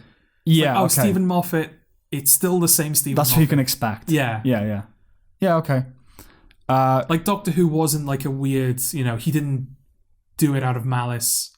Or it's just the way he is. He's just the way he can't is. help himself. Yeah, exactly. He tried with Doctor Who, and he tried with Dracula. He just can't finish. I mean, it is hard, right? To stick the landing. Like, that's generally a difficult thing to do as a writer. Yeah. I mean, most people have their first act and their third act sorted out. Yes. And the second act is the bitch. Well, especially since with Dracula, because the twist, spoilers if you're thinking of watching Dracula, the twist at the end of the second episode is the first couple of episodes are about Dracula, and they take place at the time in which the original Dracula novel stories took place. Yeah, 1800s, that sort of thing. And then the twist is at the end of the second episode, he arrives in modern day. Yeah. So all of a sudden it's now Dracula in the modern day, which is a great twist. A great twist, yeah. So much potential, but that's kind of the problem. Yeah. It doesn't suggest anything. Yeah. Like, Dracula in the modern day is your setup for your TV show, not the setup for your finale. Yeah, it's also a little bit university student idea to me. Well, kind of. You know what I mean? Like, so when I was in uni, we studied Frankenstein, I think. We read the book and then we saw a play. Yeah. I don't think we ever had to write an adaptation, but we were encouraged to think about that sort of thing, and that is very university. So I think I mentioned it before. We had to do a version of Macbeth. Yes. So we had to dramaturg Macbeth. Yeah. So we just happened to be that the Scottish referendum was occurring around this time. Yeah. So we'll make it about that, secession and that sort of thing. But that's a very kind of surface. Okay, what does that mean? Yeah. What does that actually mean? Other than you're just going to get the actors to wear suits and have a Scottish flag in the background. Yeah. Like it's Parliament or something. It's exactly the same with Jesus Christ Superstar. I think one of the more recent stage shows they did, they set it during the London riots. Right. And all of that meant there was one song where they did like rather than setting it in the temple, they set it in a nightclub. So the song was kind of remixed to be more clubby. Yeah. And they wore like hoodies. And that's the thing, like, that was basically it. The text is the text. Yeah. Like Baz Luhrmann's Romeo and Juliet. Like, it's Romeo and Juliet, but they've just set it in Verona Beach, I think it is, right, in the film. Yeah. And they carry guns instead of swords. Yeah, like they pull out a gun and it zooms in on the gun and it says dagger. Yeah, I forgot about that. Yeah. That's the thing is, I get what you're doing. You're updating it, but it just becomes silly then. Because obviously, no, he doesn't have the goal to change Shakespeare's text. So Who would? Exactly. So they are saying dagger, like, withdraw your dagger, and they're pulling out Glocks. Yeah. And like, okay. Yes. It just comes across as... I think, if you're sophisticated, the idea is that you look beyond that. Like, no, it's dumb. I'm sorry. If They're you're going pulling to look out beyond guns. it, why do it? Yeah, exactly. If it's something, yeah. if it's a gimmick that you have to ignore, what's the point in implementing it in the first place? But that's just common sense. Like, it's stupid. Yeah. They're saying dagger and they've got a gun. Yeah. It's fucking stupid. Yes, exactly. Yes, but like, so Dracula in the modern age sort of kind of fits. Ooh, that would be something. I agree with you that like there are things to be done there. But yeah, it's not a finale. No, because you basically have to set up and pay off a whole new show in one episode. Yeah. Which they kind of do. Yeah. I mean, what we do in the shadows is sort of that idea, kind of. Yeah. It's not the... I don't think you'd find it in the premise, but yeah, it's like they live in Staten Island and they're dealing with modern New York and hipsters and all that sort of thing. Well, the film, it's basically just like all the vampire tropes, isn't it? But it's sort of like... say Rainbow? the thing that I'm mimicking. Rainbow, you're I don't know. mimicking. I'm sort of like, imagine that I have a piece of fabric and I'm sort of like pulling it over the show. Right, say the sentence again. I don't know what the original sentence was. Okay. Okay, so I have, like, what we do in the shadows is, like, on the table, right? Right. And I have a piece of fabric, but I'm not draping the fabric over it. I'm sort of, like, pulling it like rubber, so it's kind of, like, airtight to what we do in the shadows. Right, okay. So it's not draping, it's... Encasing? I guess. Okay. Enveloping? Yeah, I don't know. Okay. It's sort of like modern vampire tropes encasing, like... Right. It's not even a good observation. Ignore that. That's got to stay in there. Please leave that in, because that was so bizarre. Yeah, it's like they can't go into nightclubs because they have to be invited in, and the bouncers are like, "Fuck off, mate! You're already drunk." It's like that's the film. It's sort of those vampire tropes. Yes, and also it's the modernity of just modern living, isn't it? Yes, you haven't washed the dishes in 3,000 years. Right. That's what we do in the shadows. Bathos, the sacred and the profane. Yeah. It's vampires, but they're arguing about the rent and stuff like that. Yeah, and they're having to deal with just like guys on the street rather than, vampire hunters and all that shit. Yes, so it was those three, Dracula, Fargo, Haunting of Bly Manor, and Homeland Season 8. Yes. Which I watched, you made me watch Season 4, 5, and 8. Yep. In a very short period of time. Yeah. Because you were determined that I had to see Season 8 of Homeland. Yes. And 4 and 5, because 4 and 5 also good ones. Yeah, it's good. It is good. It's very good. Yeah, I don't remember specifically what it is you said during your segment on Homeland Season 8. All I can say is that I saw Series 1, 2, and 3 of Homeland when they were airing. Yeah. And I didn't finish Season 3 because I'd fallen out of love with the show. Yes. And I watched 4, 5, and 8 basically over the course of like 2 weeks. Yeah. And when Season 8 was over, I missed Homeland. Right. Okay. So take that for what you will. Yeah, I think it's such a shame that it had that trajectory when people, like, understandably stopped watching it. But then you get 4, and 4 is amazing. Yeah, it's really, really like, good. Would you agree that 4 is probably the best season? Ooh, that's a tricky one. Between 4 and 8 for you? Well, I see 4 and 8. 5 is the sort of standout for me in the sense that not necessarily it's the best, but it is completely within a vacuum. Right. Okay. I'm sure it does have implications on the seasons that follow. Yeah, like Quinn's condition and things like that. But yeah, other than that, I know what you mean. It's like, but even its location is distinct and it feels different. Yes, exactly. And like a lot of the main players are introduced and resolved within season 5. Yeah.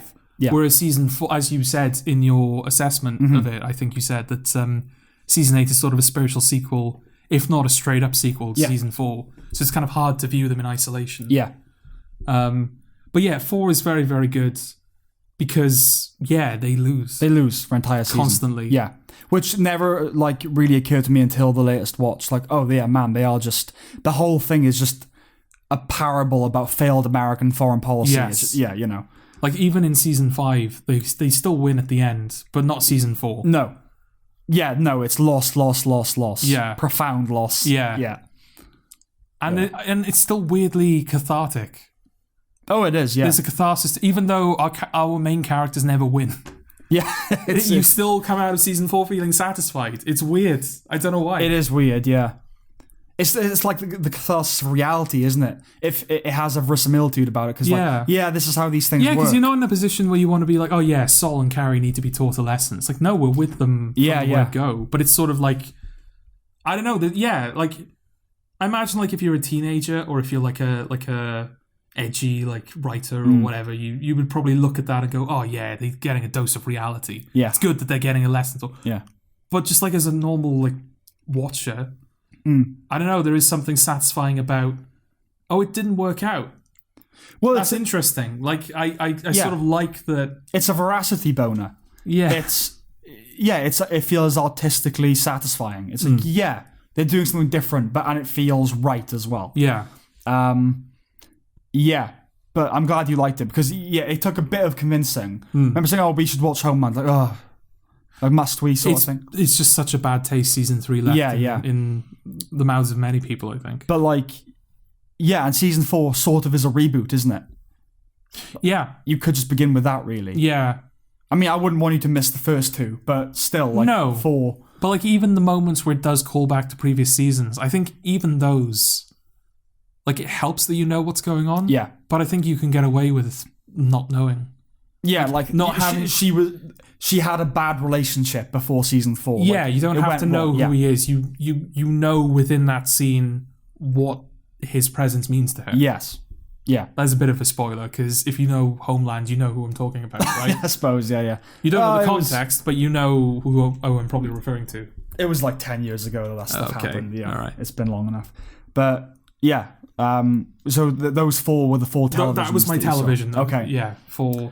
Although, technically, there is a 5th one that I'm sort of starting at the moment. That being? Do you remember Bad Genius? Yes. The film that I brought up during our top 10 of the 10s. Yes. It's a Thai, for those who don't know, it's a Thai heist film based on real events where this genius started to help a friend of hers cheat during an exam, and then they realized that they could make money off it, so they basically started this like cheating ring in school where they like shared the answers between all the students, and then this went international basically. Yeah. So they were taking exams in Australia and they were sending the results over to Thailand before people were taking the test, and it's this big like money-making scheme that happened.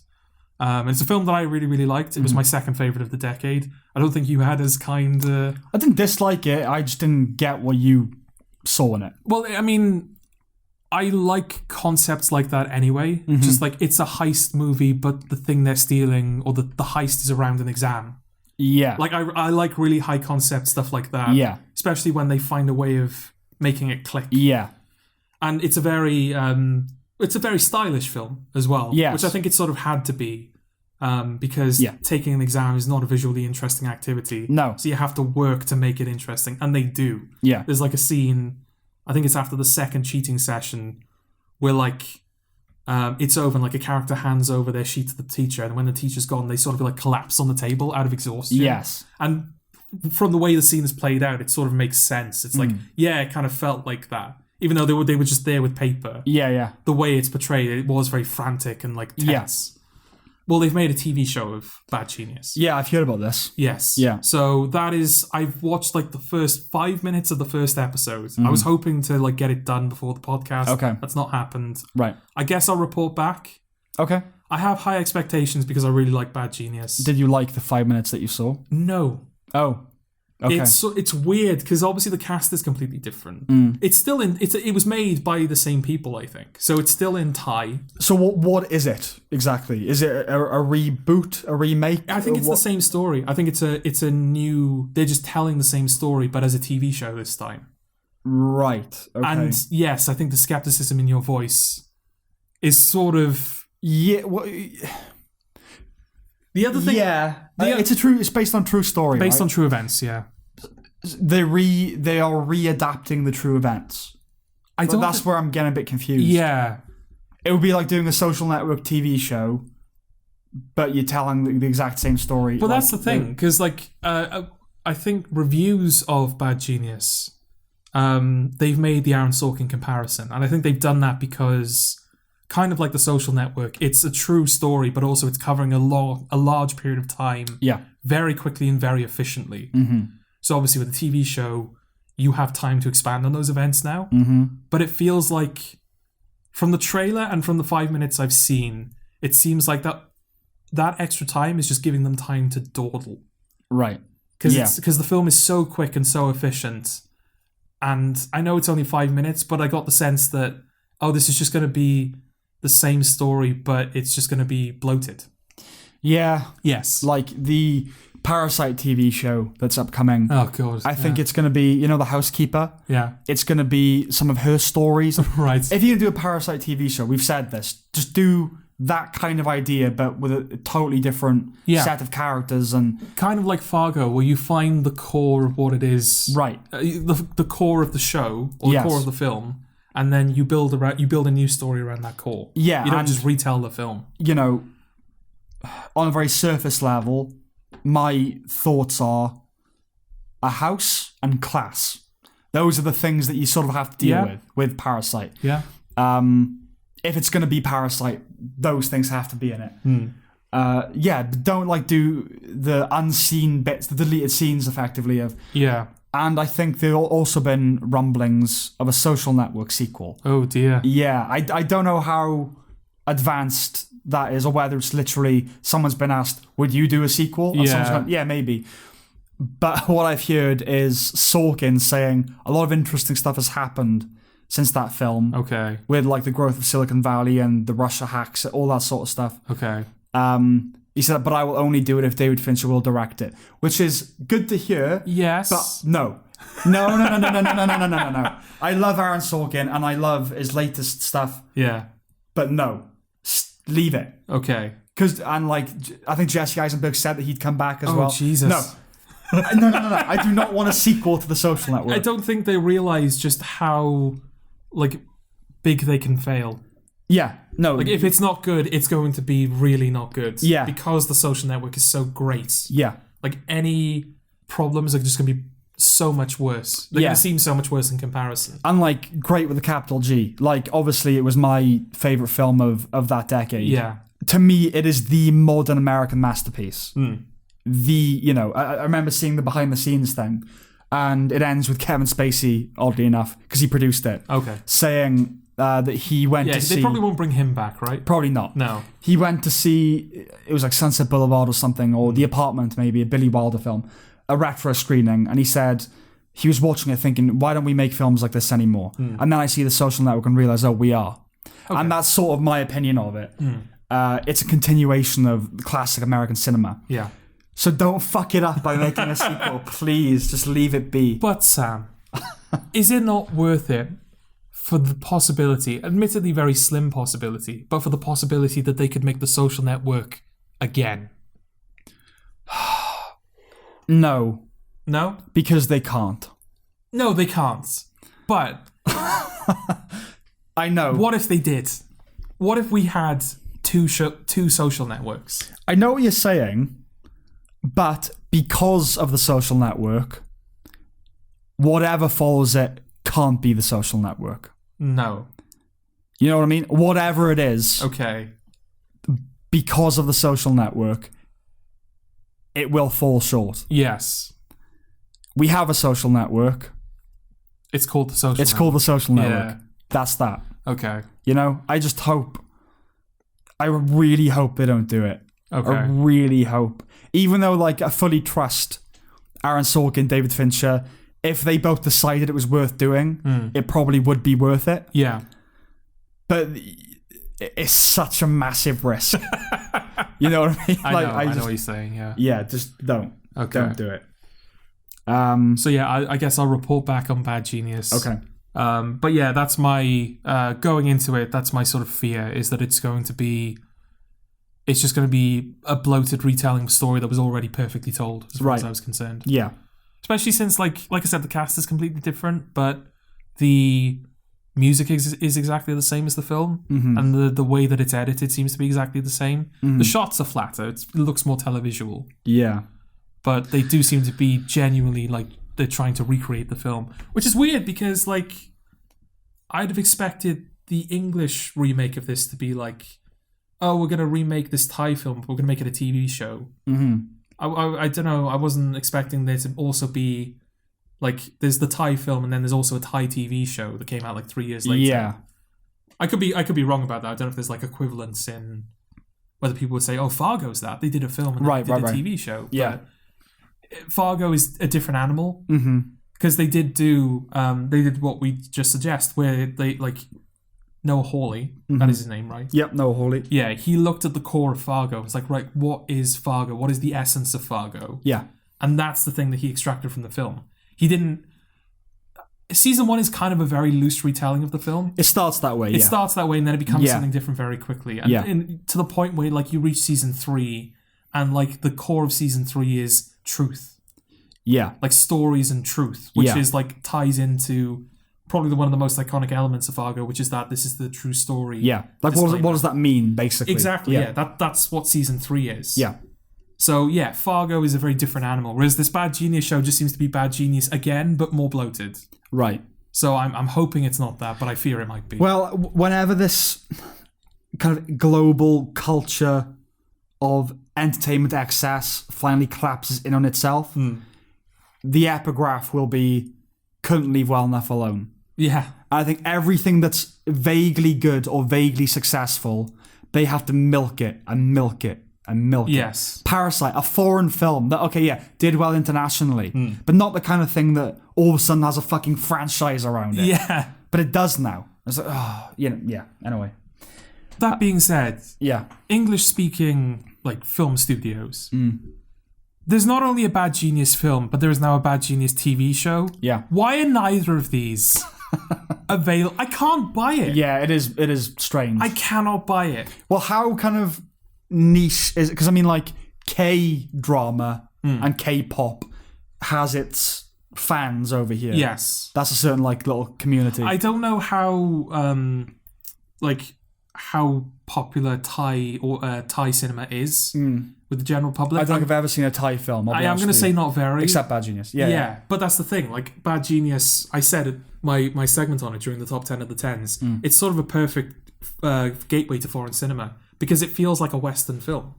Right. In the sense that it feels just like a heist movie that you've seen before. But it's just in a foreign language. It's totally accessible. The concept is so universal that it doesn't matter that it's in a different language. Yeah, it's like Pan's Labyrinth or something. Yeah, like, exactly. It's just a tiny hurdle. It's perfect. It's a perfect gateway foreign film. Yeah. It might even be... Like, Parasite is the superior film. I know it was lower on my list, but that's just personal preference. I acknowledge Parasite is the better film. Yeah, sure. I would say it's more accessible than Parasite.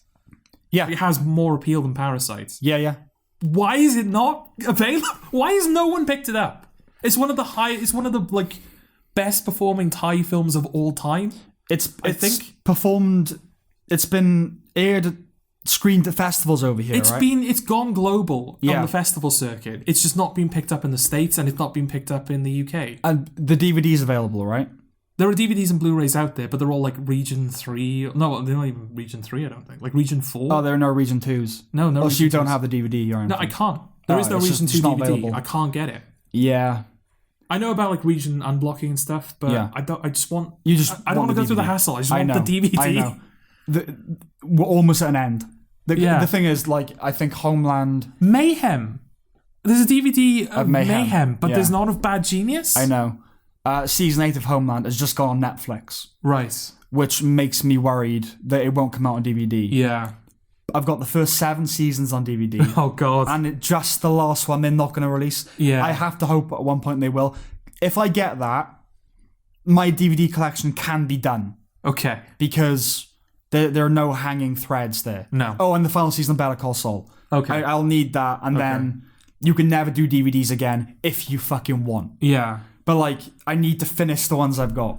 Not just that they wouldn't release Season 8 on DVD. Surely they would just release Season 8 on DVD so they can do the Homeland, the complete box set. Yeah, exactly. They do that all the time. But it's on Netflix. The thing is, things are portable on Netflix. They leave, they come back, they leave. Yeah. You should. Have you the home seen entertainment. the amount of shit that's going on Disney Plus at the moment? Oh, I know. Like Star or whatever it's called. What's that? That's what it's called. There's like it's like a sub. It's like a sub streaming service within Disney Plus. I've only seen the commercials, and my assumption based on those commercials is Star is where all the grown-up shows go. Right. Disney Plus is where all the Disney stuff goes. Okay. So they've got like, Lost, Prison Break, like The Favourite is going on Disney Plus. Okay. There's Die Hard, I think. Yeah, Die Hard's going on Disney Plus. So such a bizarre, like Family Guy. Family Guy's going on Disney Plus. It's such a weird. It genuinely seems like Family Guy. Sons of Anarchy's going on there. I don't get it. These aren't owned by the same parent company. No. Like Lost, okay. Well, Fox Family Guy, I get that. What, the Disney own? Oh yeah, they own Fox now. Yeah, they own Fox now. Of course, yeah. And Lost ABC, fair enough. Actually, it might make sense. Yeah. The Favourite I don't quite get. No, I don't understand that. Because that features pretty predominantly in the trailer as well. There's like 3 or 4 times they cut back to The Favourite. Okay. So I guess that's to entice like your more sophisticated viewer, right? That's the one they're using to telegraph. I mean, it's not just going to be slop. Olivia Colman won the award for it. I don't know. Did they win? Did anyone win supporting? I think Rachel Weisz won the BAFTA, didn't she? Okay. Well, point being, outside of the award circuit, which it wasn't even a big feature of the award circuit. Heavily featured nominee, not massive winner. No, but is it known? Do people know what The Favourite is? I don't think people do. No. Yeah, film people do. Yeah. People don't. Okay. I think. It's not quite entered. I think it'll stick around. I think it's one of the awardsy films that will last. Okay. But there hasn't been enough time yet to properly kind of judge that. Yeah, it's only a couple of years old. Yeah. Was it the last podcast that I added the August autumn to the Lexicona? I think so, because you were talking about Homeland when you coined the... Okay. I just wanted to add one more thing into it. Okay. Blackadder. Oh, the most obvious one. The most obvious one. I think we talked about this. It kind of hit me on this latest rewatch that obviously the famous ending of them leaving the trench and running across no man's land. Yes. And it's kind of nice that it ends there because it's almost like the message is, there are no more Blackadders. Yeah. Blackadder died here. That's where the Blackadder lineage ends. Which lends an even more horrible poetry to that ending. But yeah, anyway, I just wanted to add that to the August autumn. That? I wanted to Blackadder that. Do you know what? The puns will live on in some capacity, Sam. Sam Harris has recently released 2 podcast episodes called A Call from Ricky. Ricky Gervais rings him to ask him a question. Okay. And then there was a follow-up call. And in the follow-up call, they talk about why puns are so terrible. Okay. Like why they're not funny. Right. And just offensive. And okay. Yeah. So you should listen I have not listened to that podcast. No, you should listen to that and podcast. And so my opinion remains untainted. Remains intact. Okay. Yeah.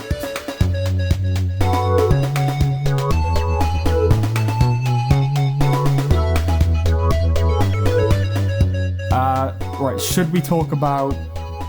Well, we got a lot of reviews. We do. So we should probably do one of those now. Okay. Shall we get the one out of obligation? We're doing out of obligation out of the way. Yes. Let's do it. Do I introduce it, Jord? Well, we're gonna do it again. We're gonna. Oh, sure. Okay. All right. Ready? Yeah. Do do do do do do do do do do do do do. Do do do do do do do do do do do do do.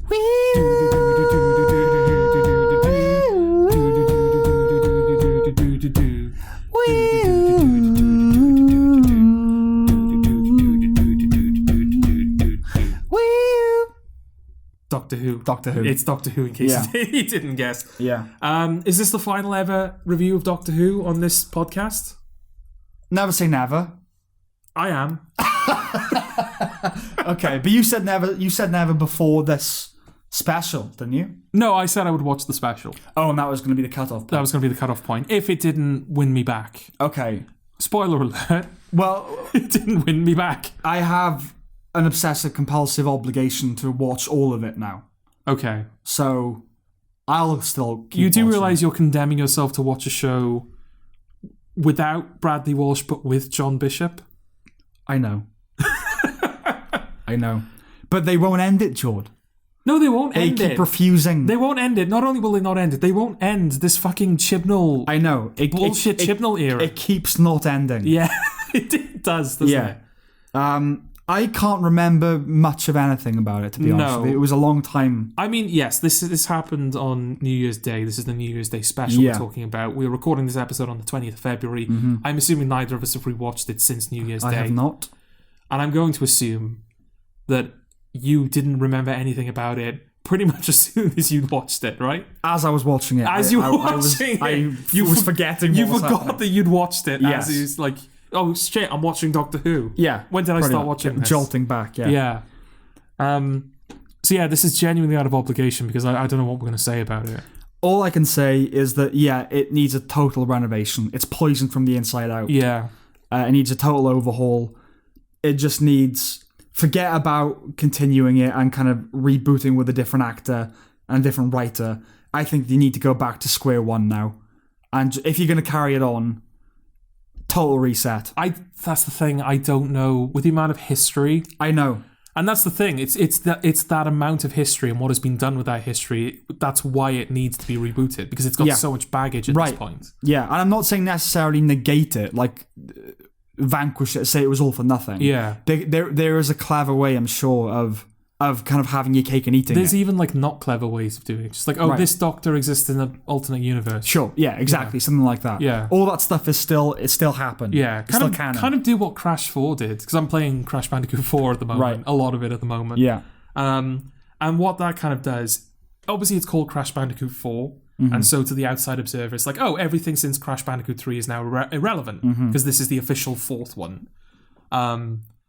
You've even like this when you fight Cortex in the game, like the boss level is called fourth time's the charm, and there's like to an almost obsessive degree they keep mentioning, this is only the fourth time we fought Cortex. Okay, so they're really hammering home. Okay, there is nothing after Crash 3. Okay, and yet because the game plays with like time travel and alternate dimensions, there's also like little Easter eggs in the background of like characters that have appeared in games. So it's sort of like implying that those games happened. We're just like telling the story in a timeline where those games haven't happened. Is that the future? Because that seems to be where we're going. Everything really is does. Like DC is doing that, right? And MCU, like, but the MCU did not necessarily. Well, the MCU, they're like, well, they're doing it when it wasn't even necessary. Yeah, none of us assumed that Tobey Maguire had anything to do with Iron Man. That was the new thing. I mean, with DC, they kind of have to because all of their good films have nothing to do with their continuity. Yes. So they had to go, they all count. They just don't connect. It's mental. Is it needed? Why is this needed? I think it's for that reason. It's so that people won't get angry. It's like, we're not invalidating your fandom. You can still be a fan of these things. Just because we're not considering them in this new material doesn't mean to say they didn't happen, doesn't mean to say that you can't say to all the people who still like Crash Twinsanity, you can go to bed at night safe in the knowledge that Crash Twinsanity still happened out there. But does that need to be cushioned in the context of the in-world narrative of the universe? I mean, can't you just say to the fans, if you like that film, you're entitled to like that film. It's distinct from all other films. No, it has to have existed. Do you know what I mean? It's like, why? Like with Marvel, I guess they just thought, this is where we're going to go with it. We're doing the multiverse thing. Well, because it's Spider-Man that it's happening with, right? Well, with everything. Doctor Strange, with Ant-Man. everything now, but like Spider-Man is their gateway into it. I think so. WandaVision. But yeah. Okay. Yeah. Well, I was going to say, I do genuinely wonder how much of that is to do with the success of Spider-Verse. Yeah, I think partly that, Because the other thing we need to consider is Sony do have their hand in the MCU when it comes to Spider-Man. So this may very well have been Sony's decision and Marvel to have just gone like, well, this has to make sense within our own universe, so we'll have to start introducing the multiverse into shit now. My gut instinct is that the Spider-Verse thing certainly didn't deter them. No. But it's that how do we go bigger than Endgame? And the way you go bigger is multiple universes. Yes. I was talking with my cousin about it today. He's a big Marvel guy. And he was telling me about the inevitabilities of where it's going to lead. Right. Like these characters, like Franklin Richards, Reed Richards' son, who's apparently could take on Colossus. He's that powerful. Okay. And he might be appearing in the last episode of WandaVision. Right. So kind of setting that up. Okay. And then this character called Adam Warlock or something. All of these, like... I've heard that more, name. Yeah, they're more powerful than Thanos. You know, it's... Okay. That's where we're going now. It's Yeah. And they've just been, like, sitting over there blowing raspberries for the last 20 films. Well, that's the thing. Yeah, weirdly enough, their presence correlates with the rights that Marvel have for like the Fantastic Four and the X-Men. We're going to get the X-Men lucky, as isn't well. it? That story that they very know. deliberately planned from the start. It's just so happening to line up with the properties they have access to. I know. Well, that's Phase 1, 2, 3. What's it called? Of something 1. Not is it Phase 1? No. Yeah, no. Phases are the thing. Era 1? It's like the Thanos era, right? Or the Infinity. No, the Infinity Saga. Infinity 1. Saga, yeah. So the next saga will be the Multiverse Saga. Yeah. And then the saga after that will include the real world. It'll Deadpool it. So like the fact them having the rights to the characters and everything, that will be the third saga. Yeah. The everything saga. Yeah. It's just going to be a series of social network rip-offs of them trying to like buy the rights of the Fantastic Four back. Yeah. That's going to be every Marvel film. It'll be like them in a room. It'll be someone litigating against someone who's ripped off an idea for a Marvel film in a room as their conversation inspires a multiverse narrative that is happening alongside that conversation. Yes. That is the end point of all this And nonsense. then Saga 4 will be about the documentary crew recording these films, yeah? Yeah, it'll become a mockumentary is happening. Yeah. It's just... it makes you feel a bit sick, doesn't it? Iron Man's coming back, right? Iron Man will be in these, all of these films. Well, Chris Evans is coming back somewhere. Oh, for fuck's sake. It's the artistic equivalent of that pound stretcher seeing all the boxes of shit packed. Yeah. I'm just thinking, oh my god, people are going to eat this. Yeah. That's what it is. Yeah. Yeah. Why did we bring that up? I don't know. Doctor Who. Doctor Who. Okay. Yeah, it needs a total renovation. My only other note is that it was the big exit of Bradley Walsh and... Tosin Cole is the actor. Ryan. Okay, Ryan. And the big motivation was, let's leave. I think that's sort of brilliant, though. I do. That is the one thing I like about it. It's so representative of, I think, where a lot of people are with Doctor Who at the moment. Yeah, It's just like, I'm done with it. Yeah. Bye. That's what I like about it. It wasn't a grand emotional. I was like, I can't be arsed like anymore. even Martha, because Martha just sort of fucked off. Yeah. But like she had a valid reason. Her whole thing was, my family have just been through this incredibly traumatic experience that the entire world doesn't remember. Mm-hmm. I'm the only person who can like relate to them. And I feel like I've traveled enough with you, Doctor, that I can like take the experience and the knowledge I've gained from you and apply it practically in the real world. Yes. And also I figured out that we're never going to become a thing because you're still hung up on Rose. Yeah. So I'm not going to subject myself to that anymore. I have evolved as a character. Yes. Tosin Cole was just like, I miss my mates. Yeah. I can't be arsed with this whole like seeing galaxies that have never been seen by human eyes before. Yeah. It doesn't mean anything to me anymore. I just want to go play like Call of Duty with my friends. And then Bradley Walsh goes, oh, I will as well then. Yeah. If you want to do it. Yeah, it was...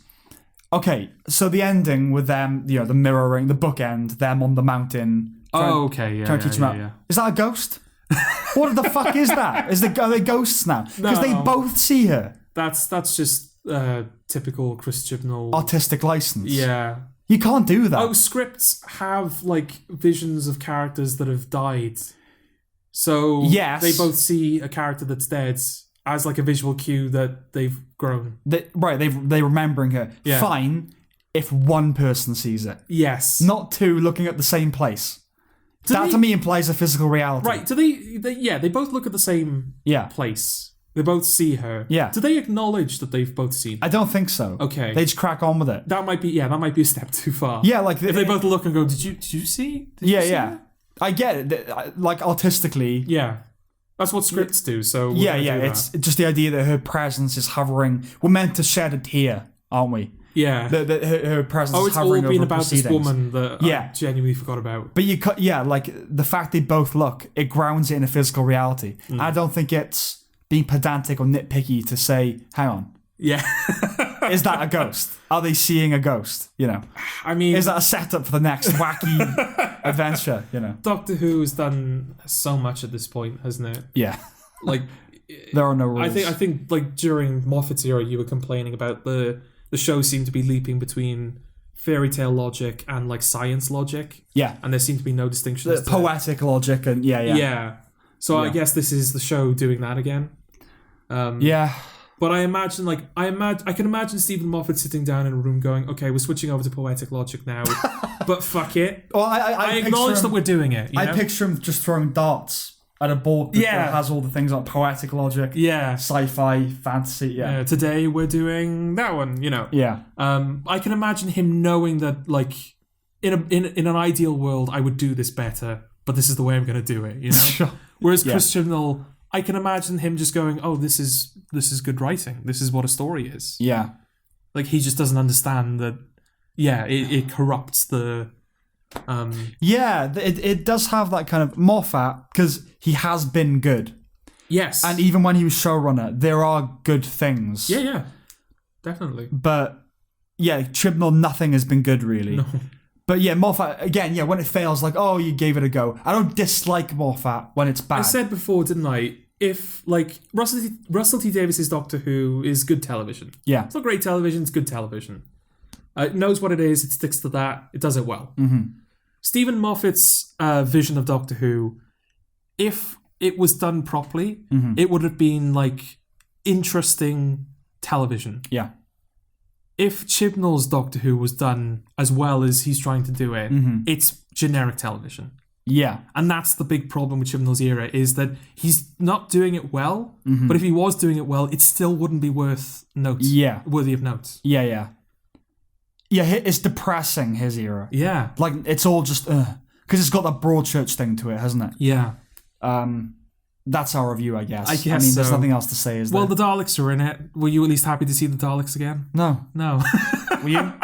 No, because it was genuinely, like, every time the Daleks were on screen, I was like, oh, they've taken that from this episode. Or they've taken that from... There's genuinely not a single original scene that the Daleks are in. It's all just like Dalek Civil War stuff has been done, like, way back in the classic era. Yeah. They did the same thing they did in Resolution, where, like, the Dalek came out of its casing and it's, like, overtaken a human body. The way the Doctor defeats them by, like, the Daleks swallowed into the void. They just ripped that off from, like, Doomsday. Right. Where, like, Rose's episode where she leaves, where they all get sucked into the void. The Dalek drones, I feel like that's taken from... That's from Victory of the Daleks, the first Matt Smith Dalek episode, where the Daleks are pretending to be good. Yeah, the World War II episode. Where they're pretending to be, like, human tech Yeah. that serve humanity, and then they just, like, turn evil when they have what they want. Yeah. It's all ripped off from all previous Dalek stories. The thing about Doctor Who, my impression, anyway, is just nobody gives a shit. By which I mean, like, not creatively, though that seems to be the case. Yeah. It gets high viewing figures, Yeah. but it's not in the zeitgeist. People don't talk about Doctor Who. I can't remember the last time, outside of this podcast, I cannot remember the last time I had a conversation with someone about Doctor Who. Yeah. Or even overheard a conversation. For someone who never watched it, after a certain point, I ceased seeing anything to do with it. I knew that Jodie Whittaker was going to become the new Doctor. Yeah. But I saw nothing of it. Yeah. It was just gone for like a hit show that still gets consistently high ratings. It disappeared off the radar. Bear in mind as well, listeners, this is a show that is filmed literally on our doorstep. Yeah. There are multiple... I know they kind of film it in Sheffield now, but I think there are a few shots in the show that are filmed in Cardiff. Yeah. Like right where Eddie lives. Even the final scene of the New Year special, it must have been around here somewhere. Yeah. Like the valleys. And the if hills, it's not on the mountain that's like right there. Yeah, up there. Like White Rock. Literally that's like outside the window. It's the mountain that's like two mountains over. Yeah. You know?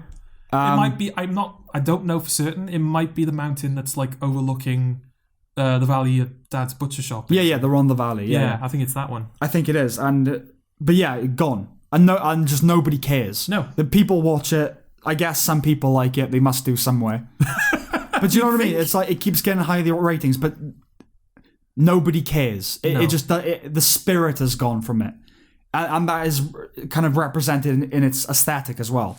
That dull, kind of almost ITV drama, windswept beach. I so hate the way the show looks now. I know, yeah. Because it is. I complain about it every time, but it's student filmmaking. Like, they've got really high quality cameras, and they seem to, like, They include like these big vista shots to make you think like, oh wow, this show looks great because they got these big vista shots, but it's all like fucking close-ups. Mm-hmm. There's no sense of geography in any scene because it's just characters speaking in close-ups. Yeah. And it's not... They've got that cinematic aspect ratio as well, that like fake cinema aspect ratio to make you think that it looks better than it does. Cinematic, yeah. Do you know what, I tell you what Doctor Who needs? It needs the newsroom treatment. I'm sure everybody has seen the scene from the newsroom. Is that the one where he's like... America isn't the greatest country in the world. Yeah. Yeah, like it's always on YouTube recommendations and stuff. It needs that. The newsroom as a show wasn't great, but that idea of he's a successful newscaster that does very well in the ratings, he's very famous, you know, he's well liked, but he's plateaued and he's not telling exciting, like kind of, he's not in the zeitgeist, he's not in the culture, he's not kind of, there's no fire to him anymore. Yeah. And yeah, he's doing an interview where someone says, oh, you know, why is America is the greatest country in the world? And the people he's on the panel with go, oh, you know, America, like, oh, because of freedom. And then he just kind of snaps and goes, you know what, it's fucking not, all right? And what Doctor Who needs is for someone to go, why is Doctor Who the greatest sci-fi show? And go, oh, you know, because of its legacy. And someone go, you know what, it used to be. Yeah. And it's not anymore. And you need that. You need the Jeff Daniels treatment. Yeah. Someone to come in, fresh blood, and go, right, it's fucking shit. All right? Yeah. I know people watch it, but that's not good enough. No. Because whatever you do with Doctor Who, people are going to watch it. Yeah. So why don't we actually try and be good? That's what it needs. Use a radical notion. Yeah, let's be good. let's make a good show. Cut to Saito and Inception. I knew a man once, possessed of some radical notions. He wanted to make Doctor Who good. Yeah. So that is our review. That is our review of Doctor Who. So we briefly talk about the fucking shit at the Capitol and Parlour and all that. Oh, go on. Okay. I mean, there's not much to say. It just has to be acknowledged, I guess. Well, we definitely would have talked about it had we been doing the podcast at the time it happened. Yeah. What to say about it? Well, I know very little about it. Okay. I know the Capitol was breached. I've seen the famous photo of the guy in like the Minotaur uniform or whatever it was. Viking, yeah. A Viking uniform. There were horns. For some reason, I just assumed Minotaur. Okay. I saw that happened. I saw that Mike Pence had to be escorted off the premises because he was swearing Joe Biden in. Yeah, they were going through that process. I've seen that Trump was impeached. Like there was an impeachment trial set up for Trump because people were saying that he was inciting people to breach the Capitol, and that trial lasted like 5 hours, and he was found not guilty. Yeah, that's kind of all I know. Yeah, you got the bullet points. Okay. I mean, yes, he gave a speech where he said he insisted again that the election was stolen from him and he actually won. Yeah, but it's rigged. And you know, we should march up to the Capitol and I'll march with you. And then that happened. Right. Okay. He didn't incite legally or actually, really. I remember. He couldn't have been tweeting it because he's been banned from Twitter and Facebook. He's been banned from everything. Pinterest, Spotify. Genuinely. All the things, yeah. Yeah. He can't even listen to music. No. Yeah. The ultimate punishment. I do attest to that. Like I said, that those final couple of days when I was working in the supermarket, being able to listen to music was just a godsend. Why have I not been able to do this up until now? One of those things. Obviously, I've been in a band and, you know, music's important to me. And but a screenwriter is the ambition. That's what I want to do. Yeah. But if you told me you will be the most successful screenwriter in the world and you'll have a happy marriage and kid, it'll all be good, but there'll be no music in life anymore, I might consider it not worth living. Yeah. Genuinely. Yeah. Do you know what I mean? Like, oh, right. That's just not right to me. No. I can't imagine that, you know? No, genuinely agree with you. Yeah. But I don't remember where I saw it, but I swear that I saw messages from Trump saying, like, don't breach the Capitol. Oh, yeah, he did eventually say that. Yeah, don't do that. Yeah. I don't know what you're doing. Stop it. I mean, it came out afterwards, of course, that it was all planned beforehand. It wasn't a spur-of-the-moment uprising. They've been planning, like they were, I think, vans that had like bombs and stuff inside them. Oh, right. That just luckily never came to fruition. Yeah. Obviously, a woman got killed there, and I think a few cops got killed as well. Terrible thing. You think the left would like that then? Well, one of them got killed. Well, the cops got killed. The left like cops when they're against right-wing protesters. My mistake. Yeah. Sorry. Yeah. It's genuinely hard to keep up with this. It really is hard sometimes. to keep up with it. Yeah. It's all just gone mental. Like, the thing is, this whole bullshit about unity, that's the thing we're getting right now, right? Yeah. It's not true. It's objectively not true. If you really wanted unity, you would let Donald Trump disappear like a fart in the wind. Gone. And, like, I'm happy to do that, you know? The problem is Donald Trump is not. Well, he will not disappear like a fart in the wind. He's being quiet at the moment. At the moment. Yeah, like, who knows what's going to happen. Yeah. And if he's, not impeached, he could run again. I don't know if he will. I certainly don't think he'll win if he runs again. No. But either way, he's gone now. Like, dragging it out with impeachment, it's just keeping the wound open for people who hate him anyway. And it just proves that it's not about unity, it's about punishing people that supported him. And you see that it's across the board. I mean, there was a guy, I think the most egregious thing that's been said, or one of them anyway, this guy said that we should memorialize the day that the Capitol was breached in the same way we do 9/11, because, and it's so brilliant. Like, I don't think he kind of knew what he was saying, but the way he phrased it was, this is an insurrection that actually happened, whereas, like 9/11, it wasn't. Jesus, right. It wasn't, but this actually happened. That's what he said. The plane didn't hit the Capitol on 9/11, but this actually happened. Right. But hang on, as Ben Shapiro pointed out, I tend to think of the the planes. Yeah, I don't think of the plane not hitting the Capitol. Yeah, no one remembers that. No one remembers the plane that didn't hit the Capitol. No. They remember the 3,000 people that were killed. Yeah.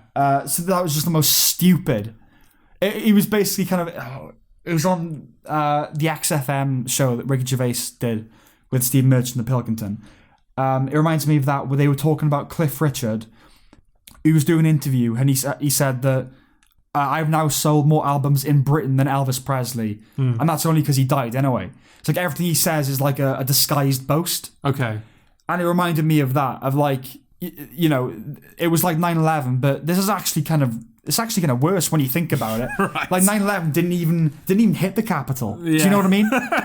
It's like, what are you talking about? Yeah. Obviously Parler got taken. The day after I joined Parler, it got taken down. My fault, obviously. No, of course, yeah.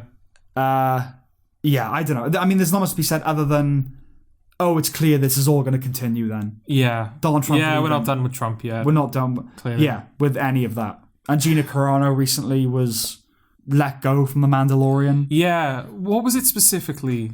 I mean, I know that they wanted to get rid of her for a while. They were, waiting for a reason.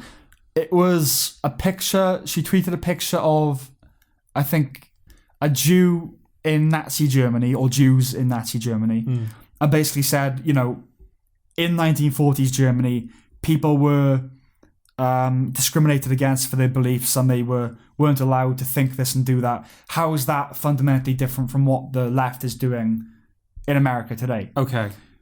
Not at all saying it was equivalent to the Holocaust. No. But like saying it's the same. Like, that was the right, this is the left.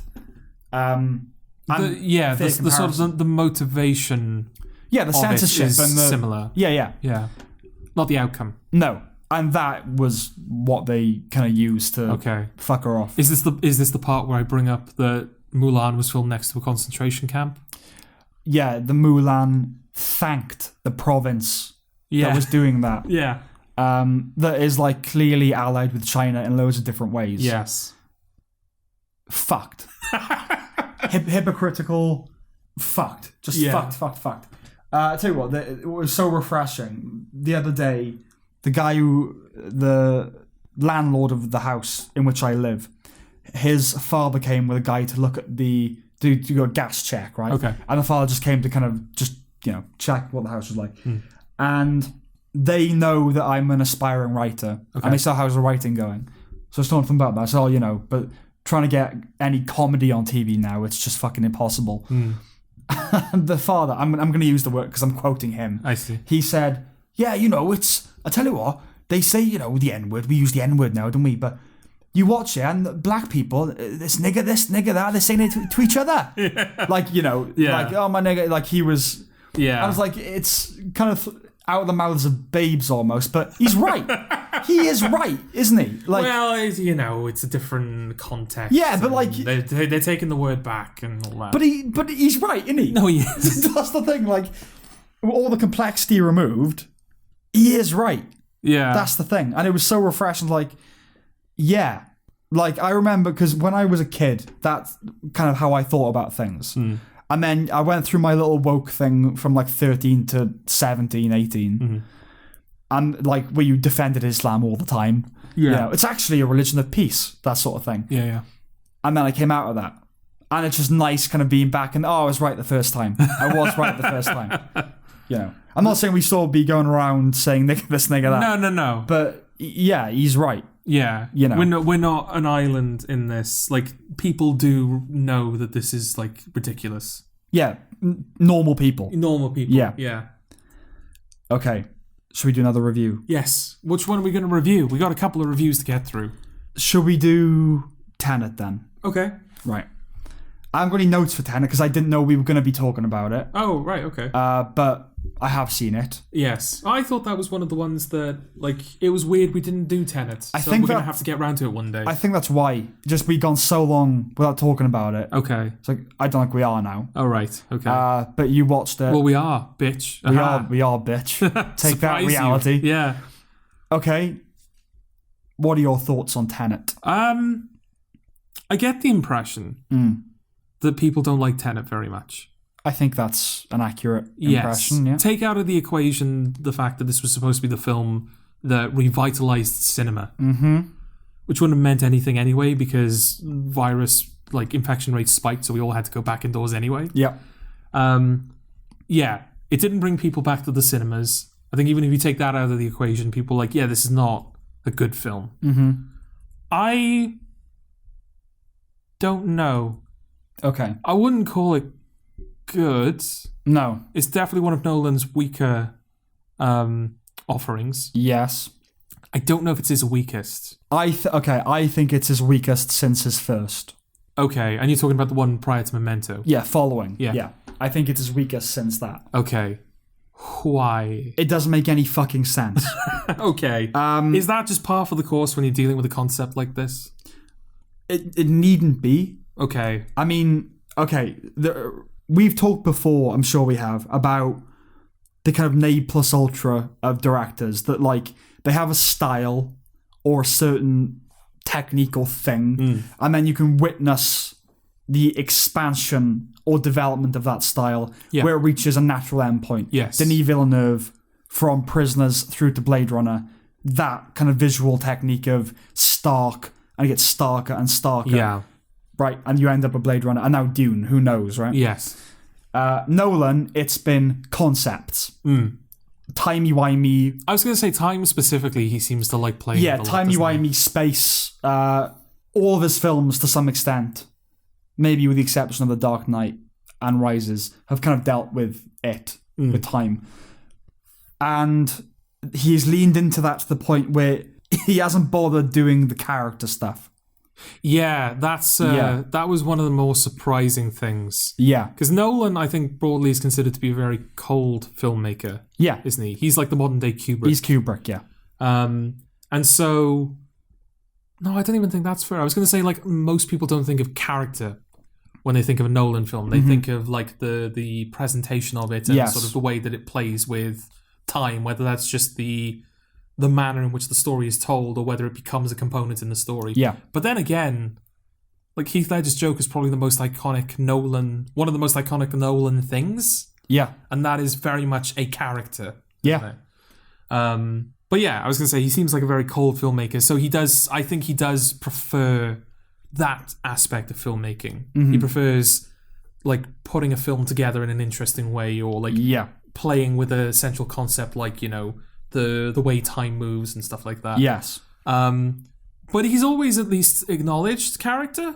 like characters have been in it. Yes. Like the main character in this film doesn't even have a name. And He's literally called the protagonist. That is the end point. The logical end point of dealing with concepts is where the designations they would have on the graph of the film are what you end up naming them. Yeah. You know? Because even Inception, which I think this is...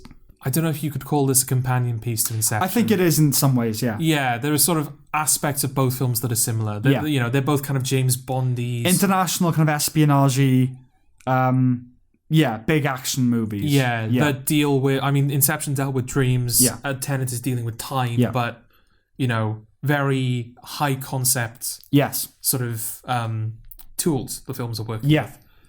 Inception, at least, like, there was a human villain.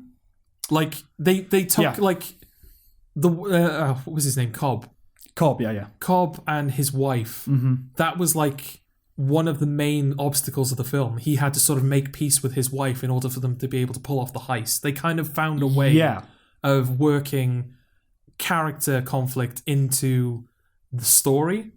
I mean, that is the fundamental thing of the film, is his wife is fucking things up because he hasn't reconciled with his guilt. Exactly, right? yeah. So you've got all, like, the big, out there, action-y, technical stuff, but it's still, like, working with character. And, yes, I mean, Inception, you care about Leonardo DiCaprio's character. You care about the characters, and the interplay between, like, Tom Hardy and Joseph Gordon-Levitt is fun, and, like, they're well-drawn... if not totally three-dimensional, other than Cobb, they're fun to be around, and you get who those people are. Yes. By the time we get to Tenet, I didn't like the people. You know what I mean? Well, they're not people. That's the thing. They're not people, no. I guess you're supposed to like, not John Carroll Lynch, John David Washington? No, it's not John Carroll Lynch. It's not John Carroll Lynch. Yeah, I guess you're supposed to. Yeah, I was surprised to see Twisty the Clown as the main character of... Quite strange, Tenet. Yeah. Or David Dallinger. That's his name, isn't it? Yes. Yeah, David Dallinger. Yeah. But yeah, John David Washington and not Robert Patrick. You haven't forgotten his name, surely. I have a little bit. Robert Pattinson. Robert Pattinson. Yeah. You can see where Robert Patrick came from. Yes. So John Carroll Lynch and Robert Patrick. I'd watch a time travel film with those two. Elizabeth Burton, isn't it? Okay. Yeah. But Robert Pattinson and John David Washington, I guess their chemistry is the heart of the film. Yeah, like their buddy kind of almost. Yeah. If you like. Yeah. Yeah. Because he cries when Robert Pattinson's fate is revealed. Mm. And you're like, oh, right, the movie was supposed to, like, emotions and stuff. Yeah. But it didn't. No. Okay. I do not know everything that happens in Tenet. Okay. I didn't follow it. I didn't keep track of it. So then the question you ask yourself is, am I too stupid to understand it? Mm. Or did I not care enough to try understanding it? Okay. I would like to think that I am intellectually capable of understanding a mainstream sci-fi film. Okay. Which has to mean that I don't give a shit. Right, okay. Well, I feel like that's one thing that Nolan does do well, isn't it? He brings, like, trickier... Not, like, when I say tricky concepts, I don't mean, like, oh, there's, like, a moral complexity or, like... Yeah, it's not fraught. No, but, like, he takes, abstract. like, an idea like, oh, there's a heist within layers of a dream. Yes. And he manages to mold that into something that's digestible to a mainstream audience. Mm-hmm. Is time travel just one of those things that, like, you just can't get right? There is no, like, digest... I say that, like, Endgame kind of did it. Endgame did it. There are plenty of good time travel films that maybe the logic doesn't necessarily hold up. No. But you don't really care about that. Well, when we say that time travel, like, the sort of the conceit of Tenet is there is technology in the future that allows you to invert objects. Yeah, invert entropy. Invert entropy. Yeah. So you're always... Entropy is always occurring, i.e. you're always aging. Yeah. But sometimes you'll be moving forwards through time as normal, but if you get inverted, you move backwards through time. Yes. So everything you're experiencing is going backwards, even though you yourself are always moving forwards. I think that's the idea of Tenet. So sort of like the action scenes, which are the highlight of the movie. Yeah. because it's the one time where it feels like the film is doing what it's supposed to. Yeah. Like the action scenes are focused around people who are moving forwards and backwards within the same scene. Yeah. So It's very clever. it's very cleverly done, yeah. So there's like there's a car chase where half of the cars are moving backwards through time. Mm-hmm. And they're sort of trying to pass an object, and there's a clever little the airport sequence is the best sequence in the film, right?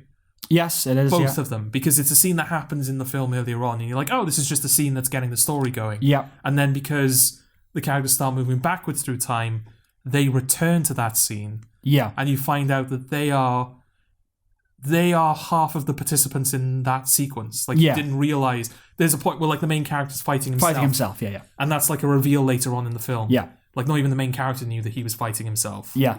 Like, that stuff is, like, really clever. Mm-hmm. But is it just a bit... Is it a concept that's just a bit too... You can't make that digestible. If you're going to have people moving backwards and forwards simultaneously, can you make it, like, simple? I don't know if you can make it simple. I mean, yeah, realistically, yes. Like, the possibility exists that you can make that easy-ish to understand.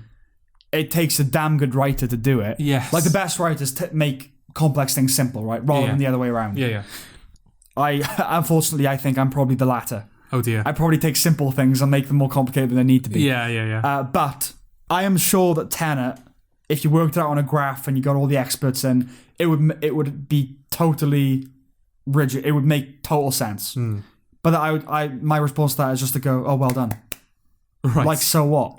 Okay, yeah. There still needs to be characters. I still need to care. A story. If ultimately you prioritize one thing, either the entertainment value or that it's logically sound.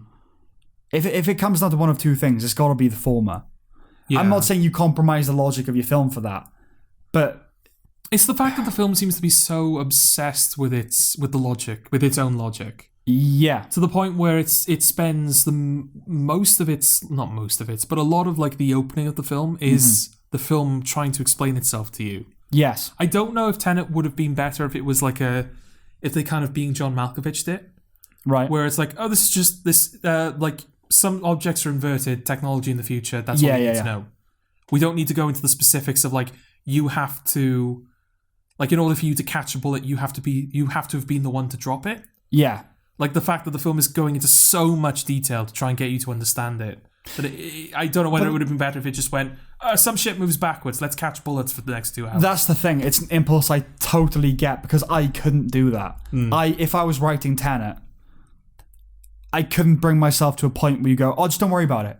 As you see in so many sci-fi scripts. Yes. I couldn't do that. It would need to make sense. But when you're 3 scenes and 30 minutes deep into the film and you're still explaining it. Oh, yeah. Don't get me wrong. I would cut my losses. Yeah. But I understand the impulse that it's got to make sense, right? It's all got to fit together. Yeah. But, I wouldn't want to do the Looper thing of, just don't think about it, okay? Because that is a cop-out. Yeah. But still, there's a great video, I think it's Thomas Flight, we watched it, that kind of, it breaks down why Tenet was a failure, basically. Yes. Yeah. And it's to do with exposition, mainly. Yeah, just the abundance of it. And the fact that it doesn't, it's not even framed well. Like, it's just characters standing in scenes talking, as opposed to telling you they've realised things. Yeah. And you haven't gone through the emotional journey of them realising it. No, absolutely not. And the sound is shit. See, I didn't have a massive problem with the sound. Okay. Not a massive problem, but it was a problem. Maybe it was because there was nothing worth hearing anyway. Yeah. But, we talked about it, didn't we? That thing about Nolan has said, we design our films with the best theatres in mind. Yes. And so if you go into a substandard screen, fuck you, basically. Yeah. Like, you don't deserve to hear my dialogue. It's a bit David Lynch, isn't it? Like, I'm not going to put chapter titles in my DVDs. You watch it in one sitting. Yes. It's like, okay, but... some compromise, sir. There's no IMAX screening anywhere near where we live. Right. So you've just like... We're not like peasants, Nolan. We would see it in IMAX if we could, but we can't. What if I'm not a pleb? I'm just not a cineast. I don't know the difference between... I really want to see your film and get it and enjoy it. Yeah. But I don't fucking know the difference between IMAX and a normal screening. Yeah, I'm sure it looks crisper. Yeah. It's still the same film, though. Yeah. You know? So I don't like that sort of elitism.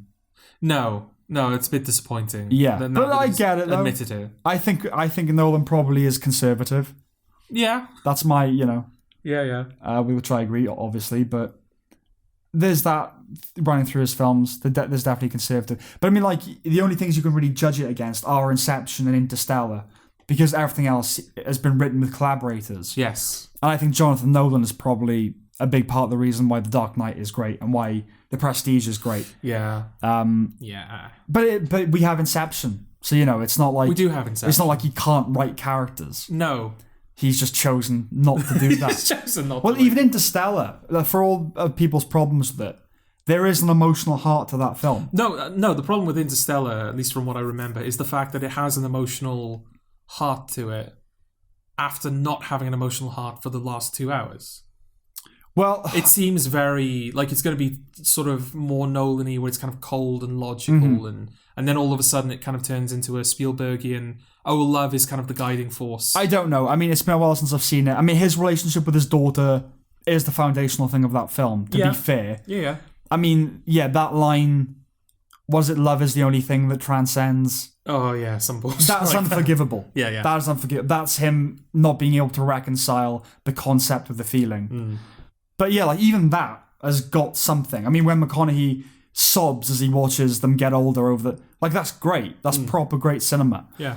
But I just didn't care about anybody in Tenet. I thought John David Washington was kind of smug, weirdly. Okay. I just didn't like him. Robert Pattinson does his best. I still don't feel like I've seen John David Washington act yet. There's a film called Malcolm and Marie in which he acts. Not brilliantly, but he is acting. Bear in mind, I've seen Black Klansman as well. So I've seen him in like a context where he would be acting. Yeah, and yet he doesn't. And I still don't feel like I've seen him act. Yeah. Yeah, but what was the film you said that he was good in? It's called Malcolm. I'm not saying he's good in it. Right. Malcolm and Marie, where he is acting. Okay. And it was a surprise to see that. Okay. That he's not doing the kind of stoic observer thing. That he was quite effusive and verbose. Okay. Do I have anything else to say about Tenet? There was only one more thing I was going to say. I don't quite know how to phrase the point. Okay. Maybe you can help me if you agree. Okay. If not, feel free to not help. All right. I guess. Podcasting. Collaboration. We've talked about like the film's complexity and the fact that it has to take it takes such a while to explain itself that it almost becomes not worth it. Yes. Because you just end up not following it anyway, and because there's no real character to it. It's not something that you want to follow. No. I mentioned, Heath Ledger's Joker earlier on in this discussion. Compare him to the villain in this film. Yeah. Just a bad Russian accent. Yeah, basically. He's in the human most form. Generic villain possible. I want to destroy, literally wants to destroy the world. He wants to destroy the world because he wants... Because fuck it. Yeah, fuck it. Because he's going to die, so no one else can have it. Yeah, exactly. Ridiculous. Like, when he first turned up, I thought he was going to be like a transitionary bad guy. Like, he was going to be like the henchman or like a contact to the main bad guy. Yeah. It's like, oh no, this is the main bad guy. Yes. Oh god, okay. Yeah.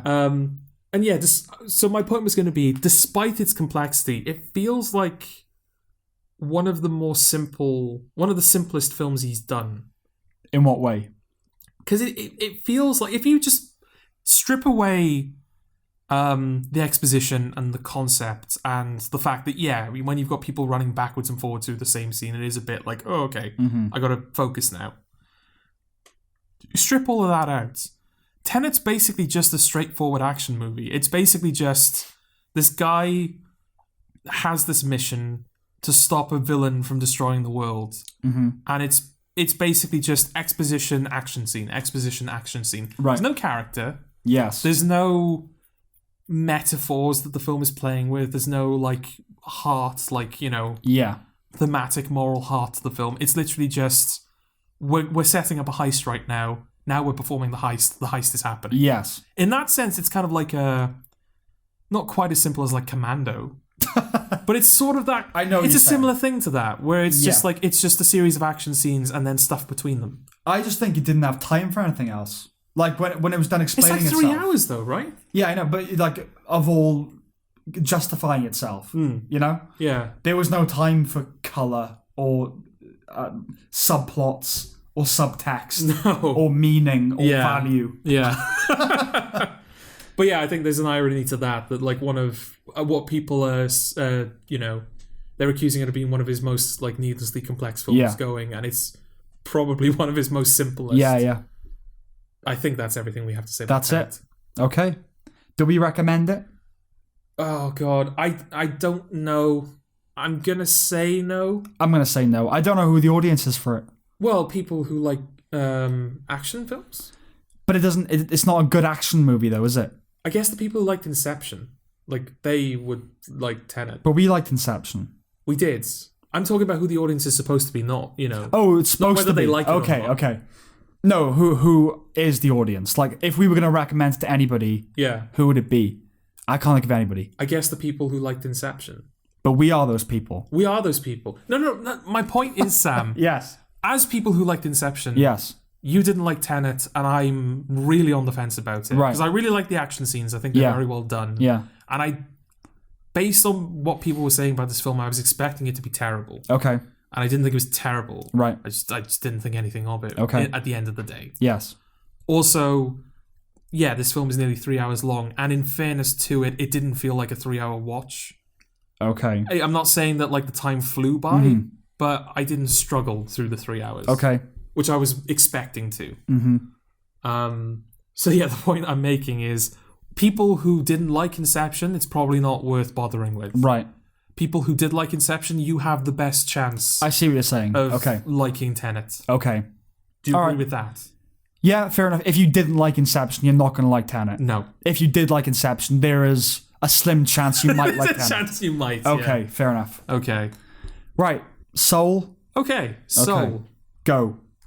Soul is a film. It is. By Disney Pixar. Mm-hmm. It's good. It's pretty good, yeah. Yeah. Yeah. Yeah. It doesn't scrape the highs of Pixar. No. Not much does. No.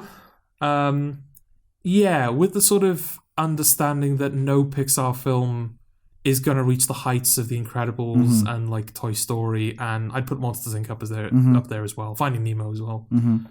With the understanding that no Pixar film is ever going to be that good again. Well, I hope not. You hope... I hope that's not the case. I hope that's not the case, yeah. At the moment, it doesn't seem to be the case, though, right? No. So with that understanding, there's like a second... You've got those films, which are great. Yes. And then you've got, like, underneath that, there's another level. There's Toy Story 4. Yeah. Yeah. Like, is it Toy Story 4? I didn't like it as much as Toy Story 4, but it's certainly in that camp, yeah. Okay. It's in that bracket. Okay. Yeah. Yeah, well, I mean, people will know the plot, I would have thought. It's about a guy a jazz pianist, who dies unexpectedly, and then kind of ends up in the afterlife and is trying to return to his earthly body. Yes. Well, the thing that I didn't like about it, maybe it was deliberate, the design of the afterlife. Okay. Comparisons to Inside Out have been made by other people. Yes. Like, this is a companion piece to Inside Out the same way that Inception is to Tenet. Okay, yeah. I think. Yeah. Have I made a good observation there? Yeah, you could say that. Validate me. I'm validating you. Good. Yes. That's what I wanted. Okay, good. The audience aren't going to do it, so no. I'm relying upon you. Well, there is no audience. No. Audience, show up. Yeah. Validate me. Well, we did recently find out someone listened. Yeah. I can't remember who now. A person that... Oh, that you went to... Yeah, a person I went to university. Yeah. Hello, person. Hello, person. I didn't realise that people I knew at some point would listen. Would end up listening to the podcast, but yay. Yeah. You know, every little helps. Yep. Yeah. There you go. Yeah. Call back. Or is it? It is. Asda. Now, what's the thread? What am I saying? Soul. No. I was making. It's a companion piece to Inside Out. That wasn't really the afterlife design. Yeah, the afterlife design. Yes. So it was sort of. It felt like that. It felt like an alternate. Like it could have been like alternate designs for the world of Inside Out. Yeah, I mean, even Inside Out on the rewatch, I remember thinking it's actually quite bland. The design. It's sort of uniform and without detail, you know? Kind of. It's just shelves with balls on them. Yeah, that aspect of it is. Yeah. When they end up in like the Cloud Town. Yeah, it gets better then. Yeah, there are certain places which are good. Like the hub, you know? Maybe like, because the animation of the real world is fantastic. It's probably their best animation, right? It's probably the best animation I've seen. If you're just talking on a technical level, yeah, it's like Toy Story 4 was very well animated, but I distinctly remember thinking, God, the lighting in this film is amazing. Yeah, it was so rich. Yeah, it looked lit. Yeah, it looked like it looked lit. It was so tangible. The lighting is like, I've been in places that have been lit like that. Yeah, and this is sort of like the next step beyond that, where it's like he's moving like a person. Yeah, just like the way he's sort of like moving his hands when he's idle. Or like just the close-ups of him playing the piano. It's like, I've seen people play the piano like that. Yeah, and maybe it's a kind of genius, you know, the Wolf of Wall Street, that there's that defense that it's meant to be excessive. Yeah. It's meant to be long and just dunk you in the vat of, you know, greed. Yes. You can make a similar argument about that they've deliberately made the afterlife quite unappealing because you want to get, like him, you want to get back to reality. Yeah, because kind of. My experience was I really want to get back to the richness of that animation. I want to get back to the real world. Yes. You know? I will say I really like the designs of like the Jerrys. Those like sort of two-dimensional people. They're basically just like squiggly lines. Yes. In the shape of people. They're kind of like impressions of humanoid figures. Yes. But they were really appealing. I really liked them. Weird hearing Graham Norton? Very strange hearing. Do you know what? Weirdly, I saw. I can't remember the guy. I can't remember the YouTuber, so I apologize for not being able to credit him. Mm-hmm. Yeah, was it him? No, you never know. No, I think it sounded like a guy. Okay. I apologize if you're not a guy, but I'm pretty sure you were a guy. Yeah, he did a video on redubbing in certain regions, and not redubbing across language barriers, just like between the US and the UK. Right, okay. So like in Cars, in the original Cars, for example, Jeremy Clarkson did a voice in the UK version. Right. And in the US version, it was played by somebody else, maybe Larry David. Okay, right. I'm not quite sure who the guy was, because obviously we grew up with the UK version. There's also, like, in Shrek 2, one of the characters, like incidental characters that for some reason are just completely redubbed. Okay. I assume for like the cultural. Yeah, like, I recognize that cameo would mean more to an American. Yeah. Like Jonathan Ross or something being in Shrek 2. Like that would be redubbed. Yeah, he was one of the examples. Oh, really? As well. Okay. Yeah, like his voice is completely different overseas. Yeah. And like there's a character, I think it's near the climax of Shrek 2 where they're sort of it's the final event at far, far away that Shrek is trying to make his way back to. Yeah. And like it's styled as like a entertainment like coverage of the Oscars. Yes. And the host is very much like she's stylized to look like Joan Rivers. Mm-hmm. I think in the American version she's actually voiced by Joan Rivers. Right. But in the UK she's not. We know Joan Rivers. Yeah. That is weird. Yeah. The point is, he made the point in the video. He said, I watched Soul recently. And I heard Graham Norton's voice, and I was like, "Oh, this is going to be another example of my video," and it's not. Right. So he said he found it very strange that Graham Norton was just the voice of that character. Okay. Is he? I think he is. Yeah. Because Graham Norton is known in America. Yeah. I don't know how popular he is, but I mean, he was on Colbert. Like he's been on chat shows and stuff. Yeah, I feel like Americans that's their the British show Graham Norton. I know that show. Yeah, like BBC America or whatever. Yeah. I think he made the point as well that it seems to be going away. Graham Norton is sort of evidence to suggest that redubbing across regions is going away now. Yeah, I think so. Because I assume, as you said, like we know who Joan Rivers is. We don't need you to redub the films for us. The global culture, you know? Yeah. There is no American or British culture really anymore. No. It's all just Facebook. No, exactly. But yes, it was very, very strange to hear Graham Norton. Yeah. I don't feel like the character lent itself to that voice. Not quite. Because he's supposed to be like he's a pirate, right? Well, in the afterlife, he's a pirate. Or it's not quite the afterlife. Well, Graham Norton is, a butt pirate.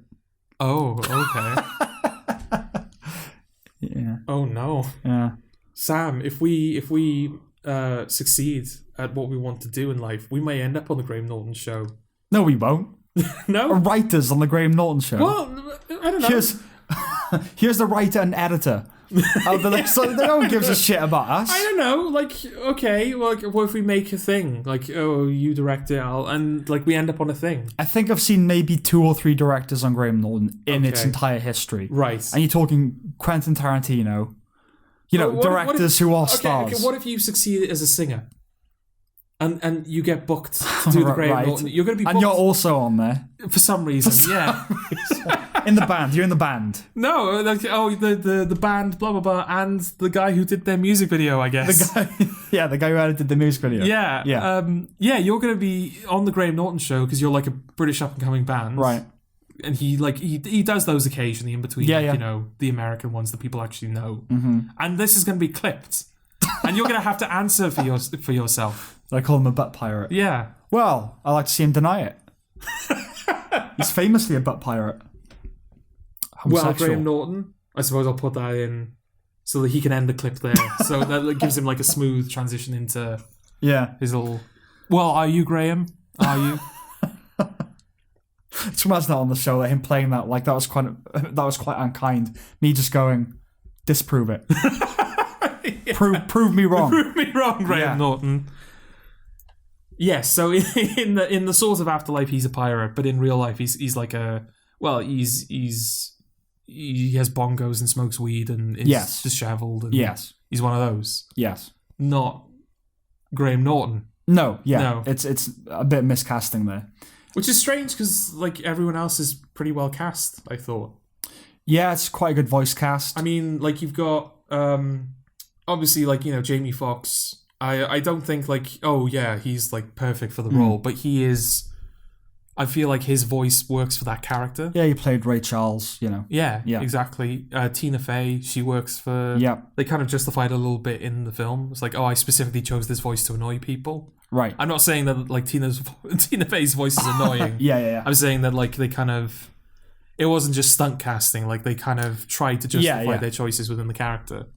And even just like the Jerrys in the afterlife. Mm-hmm. Like, I don't know the name of the voice actress for the first one we encounter. You know, like Quiet Coyote, that one. Yeah, I can't remember. But it's such a, like, soothing voice. Yes. Given, like, what that function that character's supposed to serve. Like, she basically looks after the souls of those who are yet to be born. Yeah. She's, like, she runs a nursery, basically. Like, this cosmic, abstract nursery. Yeah. It's sort of the perfect voice for that, because I was immediately relaxed. You know what? I listening to it. Recently saw it was a Ben Shapiro video, and he was talking about films that are conservative, even if they don't know it. Okay. And he brought up Souls because it doesn't imply or outright shows souls before birth, implying that.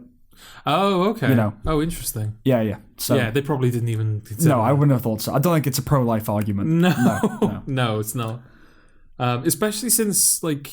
The main soul, because like he goes to the afterlife. He wants to find his way back to Earth, and he teams up with a soul who's yet to be born, who doesn't want to be born. Yes, she's like, I don't want to be born. I'm happy where I am. Mm-hmm. So you help me, like fulfill these conditions that allow me to get to the Earth, and then I'll let you go instead. Mm-hmm. So I don't know if that would be like a counter to the fact that this soul doesn't want to be born. Where does that fall in the pro-life, pro-choice? Oh, that's a pre-abortion, isn't it? That's it's aborting itself. It's aborting itself, yeah. I get. Thinking about it though, isn't it funny how like those positions have marketed themselves? So it's pro-life. So what's the alternative to that? Choice. And we are pro-choice, not pro-death, not pro-abortion. Yeah. I love the euphemism of, because here's the thing, like, this is a bit of a diversion, obviously, but. Yeah, they know that they can't say pro-abortion. It just sounds callous and... Yes. But this thing, I've always said, like, going forward, because my views on abortion have kind of shifted, and they sort of are ever shifting. I am now begrudgingly an advocate up to a certain point. Okay. But my caveat has always been, like with the George Floyd stuff, my rule was, if I'm going to argue with anyone about it, like, at the start of the conversation, if I ask them the question... are all the murders that have happened in the wake of his death also wrong? Yeah. And if they said, or if they refuse to answer, I wouldn't have the conversation with them. Okay. It's with abortion. My thing is, if you're unwilling to concede at the outset that it's killing something, instead of wrapping it all in euphemisms, it's terminating the pregnancy. Yeah. Is it killing something? Yeah. Then I won't bother having the conversation. Right? Okay. But I just love how they've marketed themselves. It's, we are pro-life. Yeah. And we are pro-choice. You know? Yes. Anyway. So, it's like an hour and a half, right? It's not a massively long thing. It's a quick little romp. Yeah. I obviously I must have seen a trailer for it because I sort of knew that idea that like it's this jazz musician who dies. Yeah. And he wants to get back. So I don't know if this is like the trailer was being conservative in what it was showing. Right. Or I just forgot about this film before I got to it. Yeah. But like after he dies, because he dies like pretty quickly. Yeah. I think like 10, 15 minutes in, that idea like, oh, it's a guy who's died and he's trying to get back to life. Like that's happened. Yes. And like 20 minutes in, they're sort of doing like, okay, this is the final thing we can try. It's like, how quick is this film going to be? Yeah. And then it does that. And then they go, these are all spoilers, obviously. Yeah. He like finds a way back to his body. So he like goes about it, accidentally drags the soul yet to be born, 23, we'll call it 23, that's the character name, drags 23 with him. And 23 ends up in his body, and he ends up in the body of a cat. Yes. And that's most of the film. It's like this weird body swap comedy thing, which I was not expecting at all. I think I saw a trailer. I don't think it showed that. I don't think it even showed the afterlife, maybe. Okay. I could be wrong there. But my memory of when the afterlife happened, going, oh, all right. Yeah. We're doing that now. Quickly. Yeah. Yeah, nice, simple little film. It doesn't break the mold. No. A nice little message at the end, you know? Yeah, nice, I think, is the word for soul. Yes. Yeah, I remember. Yeah, well, my point was going to be when the body swap thing happened. I was like, oh, I was not expecting this. Yeah. I'm kind of into it now. Yeah. Because I want to see where this is going. Yeah. And then, obviously, the point is that 23 has to basically act as him. Yes. It's like, right, we have to exist in this state for a certain amount of time before things can be put right. So you have to pretend to be me. I'll coach you on being alive, basically. Yes. And 23, obviously being a curious individual, is sort of like, she's not exactly listening to him, but she sort of ends up like reconciling all of the problems in his life. Yeah. Like he has a student in school who's passionate about music, but she's embarrassed by it. Yeah. And 23 sort of accidentally talks her back into sticking with music. They go to the hairdressers, and like 23 has a conversation with the barber, and the barber's like, do you know what? I'm glad we finally talked about something else today. I feel closer to you now. Yes. As soon as that happens, like, oh, this is what the film is. Yeah. It's clear what the film is doing now. And it became, it was just very comfortable. Yeah. Because even though there was that initial surprise of, I really don't know where this is going, when it became clear what the film was doing, it was like, oh, this is nice. Like Pixar have that especially, but it's just nice when you're watching a film and you think, it's got me. Yeah. Like, I'm safe with this film, you know? Certain actors can provide that, but it's good when a film does. Yeah. Just, you know, I think it's their most mature film. Yeah. You know, the main character is just a black guy in his He's got like 40s, a dad bod, like a beard. Yeah. He's just a guy. Yeah. Like he's teaching like a music class, and the head of the school pulls him out, and she's like, "You're now our permanent teacher." Yeah. And he looks really depressed. It's like, oh, this is how we're meeting our main character in this film. It's great. Yeah, and I think it would appeal to kids as well. Yeah. Because it does have that wacky kind of element to it. It does. And I don't feel like that, you know, don't follow your dreams because your dreams aren't all that. Yes. I don't feel like that's kids are going to come away from the film feeling a bit bummed out. No, it's a happy ending. Yeah, because it's not. Yeah, that was a bit deliberately kind of reductive of me to say like, oh, the film's message is your dreams ain't worth shit. Just like don't bother. Yes, it's not quite that. The point is that he has been like single-mindedly chasing his dream. Monomaniacal. Yes, and he forgot to live his life along the way. He forgot to live. Yeah. So do that. Go out. Live. I refer you to the song Vienna by Billy Joel. Okay. that encapsulates that idea. Okay. I guess I'll listen to it later. Okay. You can listen to it now if you want, listeners. We're not going to play it. No, But we can't. We can't do that. No, but we can't do that. If we could, we would. Yeah. But we can't. Yeah. No. Should we talk about Sound of Metal? Okay. Okay. It's a horror film, isn't it?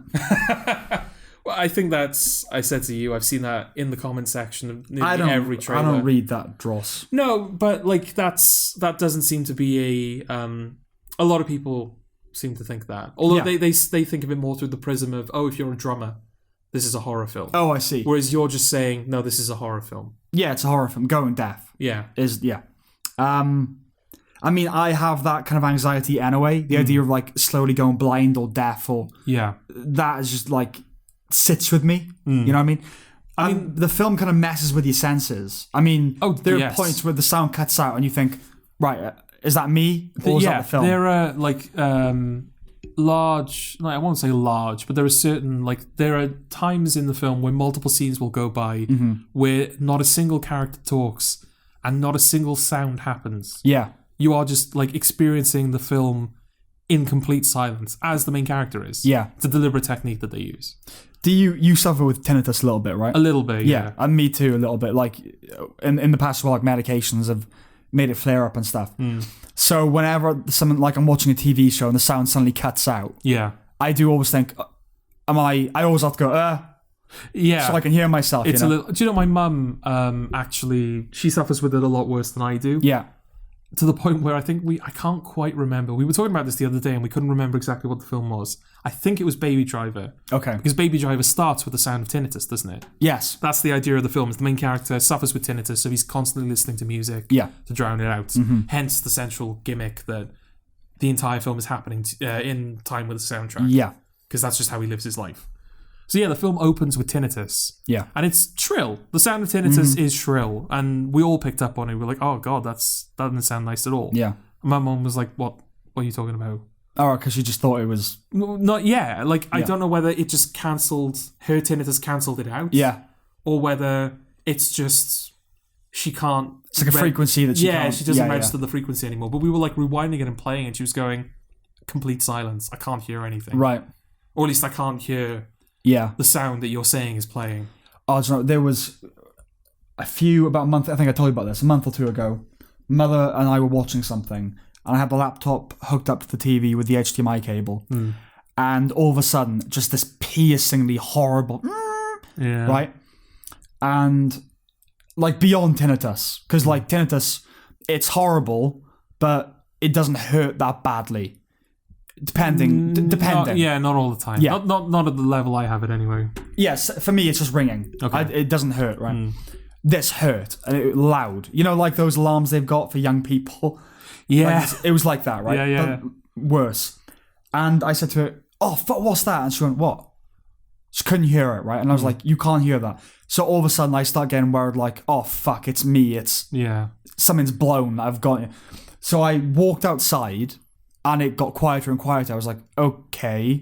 Walked back inside and it got louder. I was like, right, it's not me. And then eventually, like the HDMI was slightly just not quite in. Right, and it was producing this weird sound. Yeah. Just took it out and it stopped. And it was the biggest panic I've had in a long time. Just like, because she couldn't hear it. Could not hear it. And I was like, you can't hear that. It was unfathomable to me that she couldn't hear it. But I think she was just of a certain age or whatever. Well, that frequency she didn't pick up on. That's how those alarms work, right? Yeah, like you lose certain frequencies the older you get. Yeah. So they tune the alarm to a frequency that only like 20 somethings can hear. Yeah. The idea being that they don't congregate outside the building. Yeah. And she just couldn't. It like kind of escaped her, and so it just the dread that I felt, like, oh my God, what is this?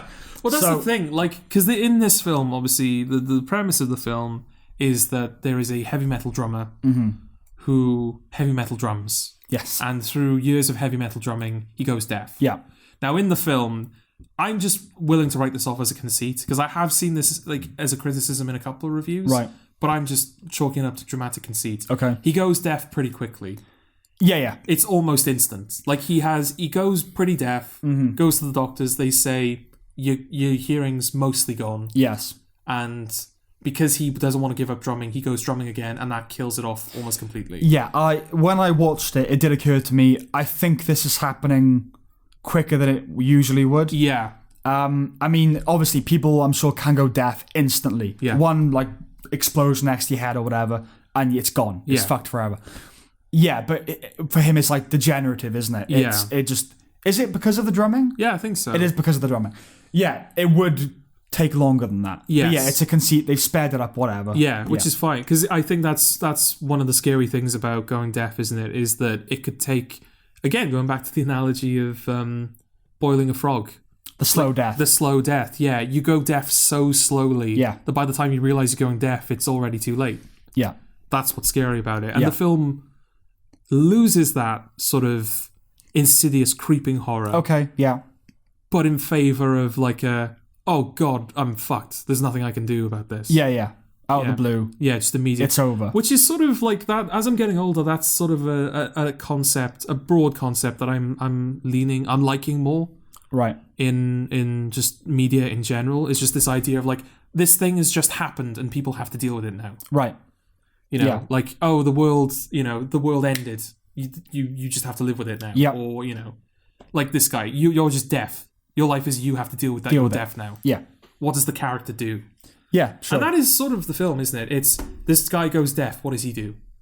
What does he do about it? What can he do about it? Yeah. What does one do? What does one do? Yeah, well, so Paul Raci, I'm going to assume that's how his name is pronounced. I would assume so as well. He plays the... What would you say his job is? He's kind of a deaf counselor, I suppose. Yeah, he kind of runs a... This is what I was initially confused by, because Riz Ahmed plays the main character. Yeah. He goes deaf, and he has a cigarette, and his bandmate, played by Olivia Cook, who we'll get to, she calls up his sponsor, I think, because he had a cigarette. Right. I think the idea being that, this might be a sign that he's relapsing. A trigger, yeah. Yeah, so we need to send him to a facility where that he can deal with the fact that he's relapsing. Mm-hmm. And I don't know whether I just didn't pick up on something or if this is how the film plays out, but it seems to transition into him moving into a care home that specifically deals with deaf people. Yeah. Sort of without indication. Yeah. We go from him needing counselling to him needing help being deaf. Yeah. Without indication that that's what's happening. Yeah.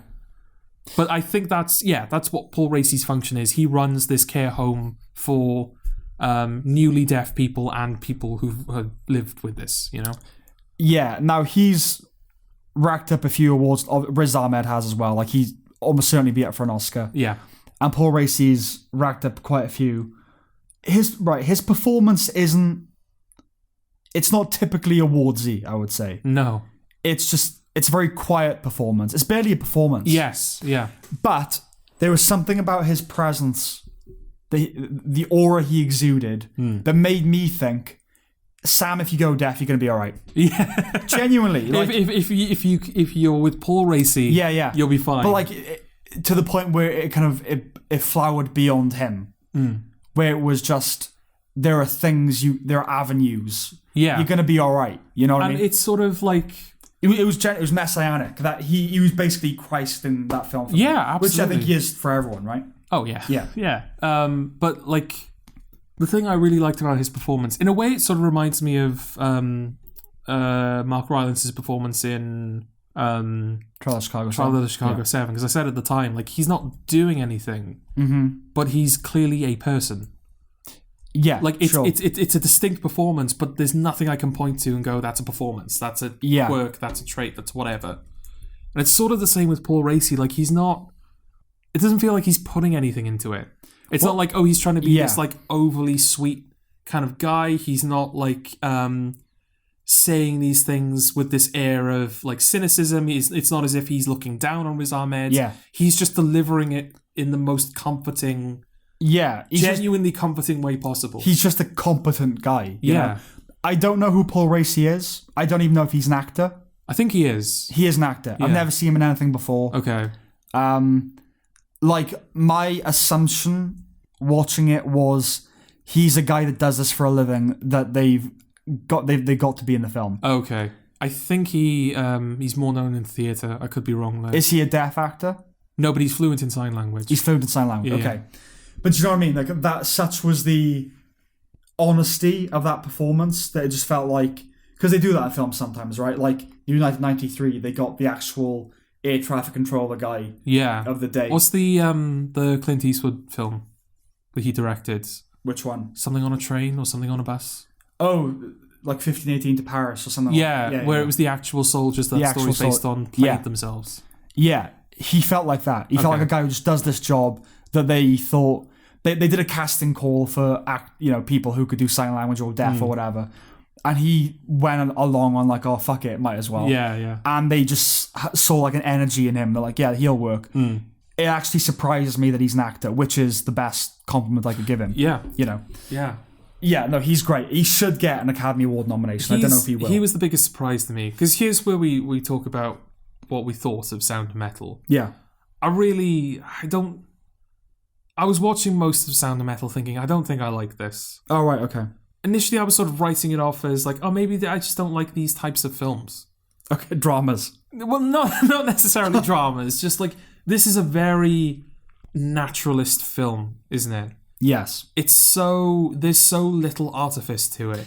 Well, it's from, at least partially, the mind of Derek Cianfrance, who did Blue Valentine and The Place Beyond the Pines, which are very naturalistic films. Yeah. And this has been on the boil for... I remember hearing about this film maybe 10 years ago. It's been a while, a long time coming. And when it was announced that there was a film coming out about a heavy metal drummer going deaf, I remember thinking, isn't that the Derek Cianfrance film? Right, okay. And then saw it was different writer and director, but he's credited with story. Okay. So it's still that same thing. I see. Yeah, like you were talking about Bad Genius, and you said you like that kind of high concept stuff. I'm not as enamored with that stuff. Okay. Like that's been a difference between us, right? Whereas you're less enamored with just kind of low-key dramas. Yeah. And I'm a little bit more inclined towards them. They've still got to have something going on, but like I'm more open to them, I suppose. Yeah. And I think it was the fact that it was so minimal kind of took me by surprise. Like, I've used this comparison in a different context before, but like this film is about a heavy metal drummer in the same way that Drive is about a stunt driver. Okay. Like, the fact that he's a heavy metal drummer after the first, 10 minutes, it doesn't really inform the film at all. It's not like this film takes place in the world of heavy metal. No. It's not as if, he's... It's not Whiplash. No, it's not Whiplash. Yeah. It's not as if he... I mean, he doesn't listen to heavy metal at all. No. Like, in the beginning, when they're still doing gigs, he's, listening to classical music or something. Yeah. So it doesn't feel like it doesn't feel like that's reflected at all in the... in the aesthetic of the film or in the language of the film, which I was disappointed by. Okay. I was expecting more of that, and the fact that that wasn't the case made me... Initially, I was like, oh, this is made by people who don't like heavy metal. Okay. It's barely heavy metal. It's her just saying shit. Yes, yeah. Yeah. It's more doom metal, isn't it? It's... Oh, yeah, there's no lyrics to it. No. It's just... She's not even playing, she's just strumming it. Yeah, it's just sound. And then, the echo of the strum is the music. Yeah. As she just kind of screeches. And, yeah. Although, credit to Olivia Cooke for doing the screams. I think she does... Did she do it? I don't know. But credit that I didn't know it was her. Yes. I think in the soundtrack she's credited with those songs. Okay. As is he. They actually perform them. Oh, it's clear that he obviously learned how to play drums. Yeah. I mean, that opening scene where it's, just kind of panning in on him on the drums, which is a great opening shot, isn't it? And the way it's lit and everything. Yeah. It is the iconic. Yeah, that's the thing. I film. think that shot misled me. It misled you, yeah. Yeah. It did me as well. I thought the film would be a bit more focused, but I didn't mind that it wasn't. Okay. And then it cuts to her doing her thing. And I just thought, that's just some weird random chick. I did not know it was her. No. It's a good performance. It is a good performance. Yeah. I kind of like... It's going to seem like a weird...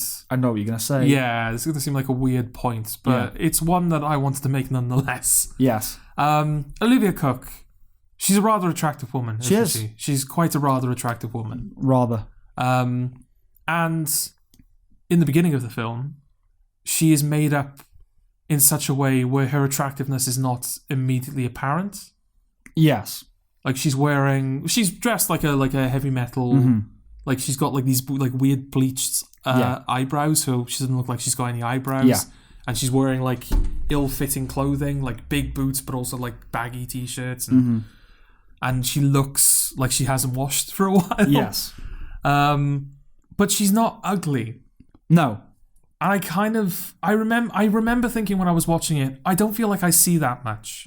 Yeah. Like you have attractive actresses playing attractive people. That's a pretty common thing to see. You also get attractive actresses playing ugly people. Which is a different form of vanity. Exactly. Yeah. You around about award season, like, oh my god, Anne Hathaway shaved off all of her hair for Les Mis. How stunning and brave. Yeah. Look at her, she put on 10 pounds. Yeah, exactly, yeah. It's still ego, but as you say, it's a very different type of ego. I've never seen a film, and it might just be a testament to, like, I don't watch these types of films, but I've never seen a film where they've gone like, right, you're a 9, we're going to bring you down to like a 6. Yeah, no, it is rare. I mean, it's the closest you get to that is naturalistic films where they don't put too much makeup on the performers. Yeah. That's kind of it. I think I mentioned when you first brought it up to me, Claire Danes on Homeland, where she just looks like a person. Yeah. You know, she is an attractive woman, but they haven't... Well, I remember saying tonight, because what's the name of the Persian woman that she brings over to help her in series 4? Farah. Yeah. Yeah, like they're trying to get to somebody. They're trying to turn him so that they can get to like the main bad guy. And he has an opportunity to be intimate with Farah. Yes. And he passes that up due to his skepticism, and he ends up with Claire Danes. Yes. I was like, you missed the trick there, buddy. Because like... See, I picked Claire Danes. No, but that's the thing. Yeah. Like, I imagine, like, in a way, it was sort of deliberate. Like, Claire Danes is just... Yeah, they wanted to make her just look like a woman. Like, she works in this very high-pressure environment. Yeah. She doesn't pay much attention to, maintaining herself. Yeah. To the point where when you get to the finale of Homeland and she has applied makeup, it's like jarring almost. Yes, weird. It's so strange. Yeah. Like, I'm sure they spend a lot of time like, oh, that makeup suits you, Claire Danes. But just the presence of makeup on her. Yeah, no, it's weird. It looked wrong. But that's good, because it shows it's ill-fitting for the character. Yeah. I mean, I think there's a scene in season 1 where like things have just all fucked up for her. And she decides, oh, fuck, I'm going to go out and just get smashed and have a one-night stand. And she very kind of sloppily just throws on like a dress and puts some makeup on, and it seems ill-fitting, like it's not right with her. Yeah. And that's a function of the character, not her, because Claire Danes on the red carpet completely fits in with the dress and the makeup, you know. Yes. But yeah, through that character, it doesn't work. No. Which is good. Yeah. But yeah, you're right. I've never seen an actor's attractiveness slightly diminished. Yeah. Yeah, because she's not, and like at the end of the film, she is Olivia Cook again. Yeah. She is like attractive Olivia Cook again. So it was obviously an intent. It's not like, oh, this is just the way we've done the character. Yeah. It's like, oh, this was an intentional choice that we made her slightly less attractive. Yeah. So, good on you, Maybe I guess. It's like that. It's like an inverse trick. You know that thing of, if you want to make a character instantly unlikable, have them like eat an apple. Right. And like if you want to make a character instantly seem weird, have them drinking milk. It just like touches something deep in our subconscious that we don't like. Maybe with that, it was subconsciously improving your opinion of the film because they made it hotter at the end. So at the end, you have a positive, warm feeling of like, oh, I like this film. It's like a film can suck, but then it has a good third act. Yeah. And it kind of fools you into liking it. Well, maybe it was that. Well, it's interesting you say that, because, I mean, those thoughts, I was having that before I saw attractive Olivia Cook at the end. Because I thought when the character was gone, she wasn't coming back. Yeah. Surprised that she did. But yeah, like the film, there seemed to be, it sort of went, it drifted so far away from what I thought the film was going to be. Like, he's just in this facility with a bunch of deaf people learning to be deaf, basically. Yeah. I was like, oh, this is not the heavy metal drummer film that I was expecting. You were expecting Whiplash, but heavy metal, basically. Not necessarily Whiplash. Okay. I just thought we were going to spend more time in that world. Okay. And I didn't think, like, most of the film was just going to be, like, a bunch of people in a house in the woods. Right. Which it kind of is. Yeah. And yeah, like, the film seemed to move slow. So slow. So slow. So sort of, it was deliberately paced, I assume. But yeah, the pacing was a lot slower, and the film was a lot emptier, I suppose, than I was expecting. I know what you mean. So I was a bit like, I'm really not taken by this. Okay. And then you have the sequence where he gets the implants.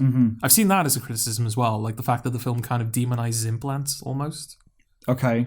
I don't know how I feel about that. Does it demonize it? I don't think it... That's the thing. It's because this is the interesting thing. The second act lull, if you will, is he gets implants. Yeah. So that he can hear again. And Paul Raci is like, look, this facility is for people who are deaf.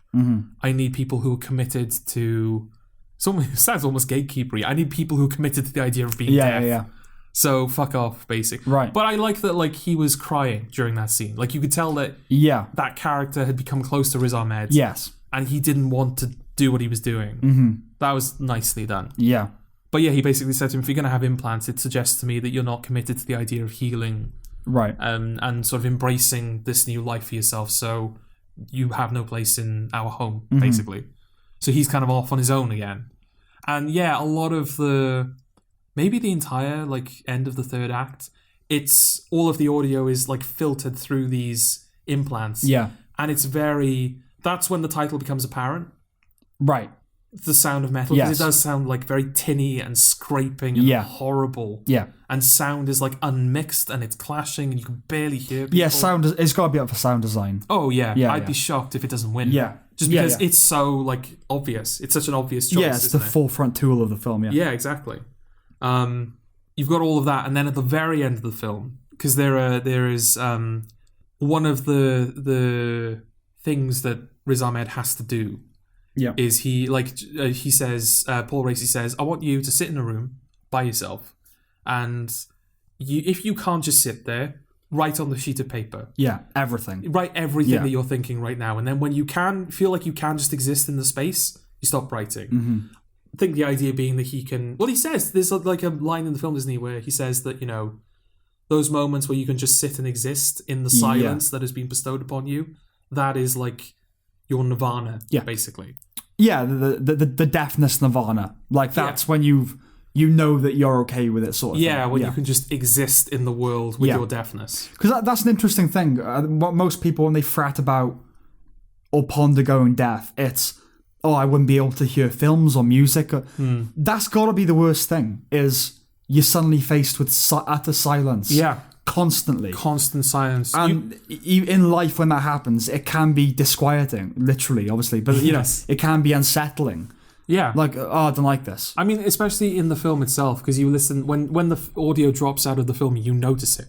Yeah, like I said, I was thinking, is that me? You realise, it makes you realise just how quiet silence is, Yeah. But yeah, like that was one of the things that he was doing in the film. He had to sit in this room and just write whenever he was not content with just sitting. Yeah. Obviously, he writes a lot. And then the very end of the film, he is like sitting in the city, and there are all of these like horrible scraping, like the ambience of the city is being filtered through these like implants, and it's just horrible. And he turns off the implants, so he takes them out, and that is the final shot of the film. It's him just existing in silence in the city. That won me back a little bit. Yeah. Because I was like, oh, I get it now. Yes. I get what this film is now. It's sort of out of nowhere. It's kind of tied everything together. Yeah. It's like, okay. I don't know if I would watch you again, Sound of Metal. Okay. But I get you now. Yes.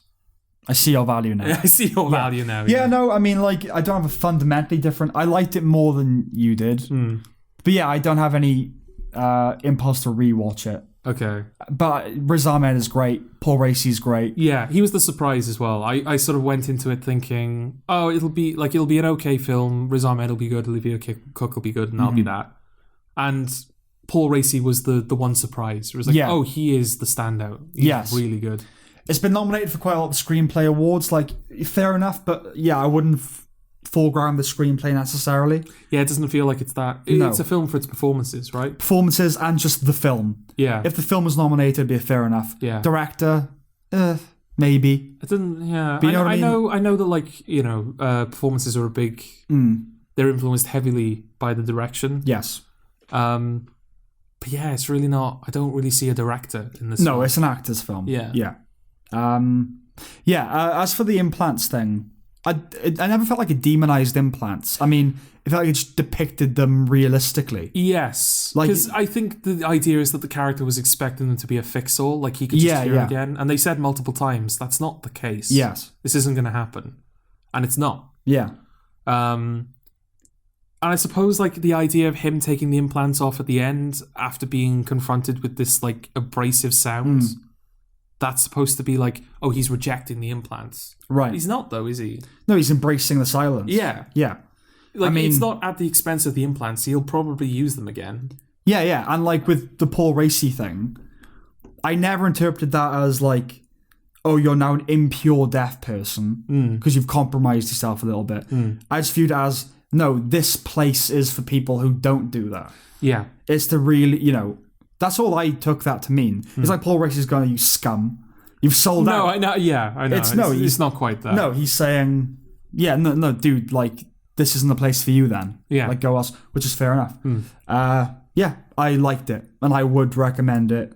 I guess generally, I mean... Okay.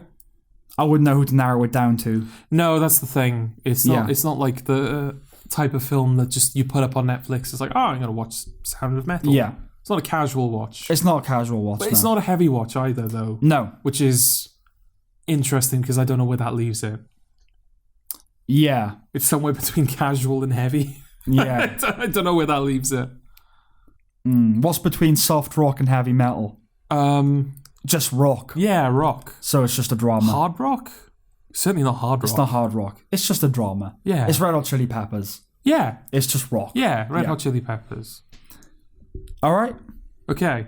I think that's it. Okay. I think that's everything we need to talk about. I think we've gone on long enough, haven't we? I think so, yeah. If there is anything else, I'm sure we can Can we stick to the 2-hour rule from now on?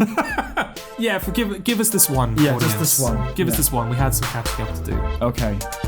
Well, we'll see you next time then. Bye. Bye.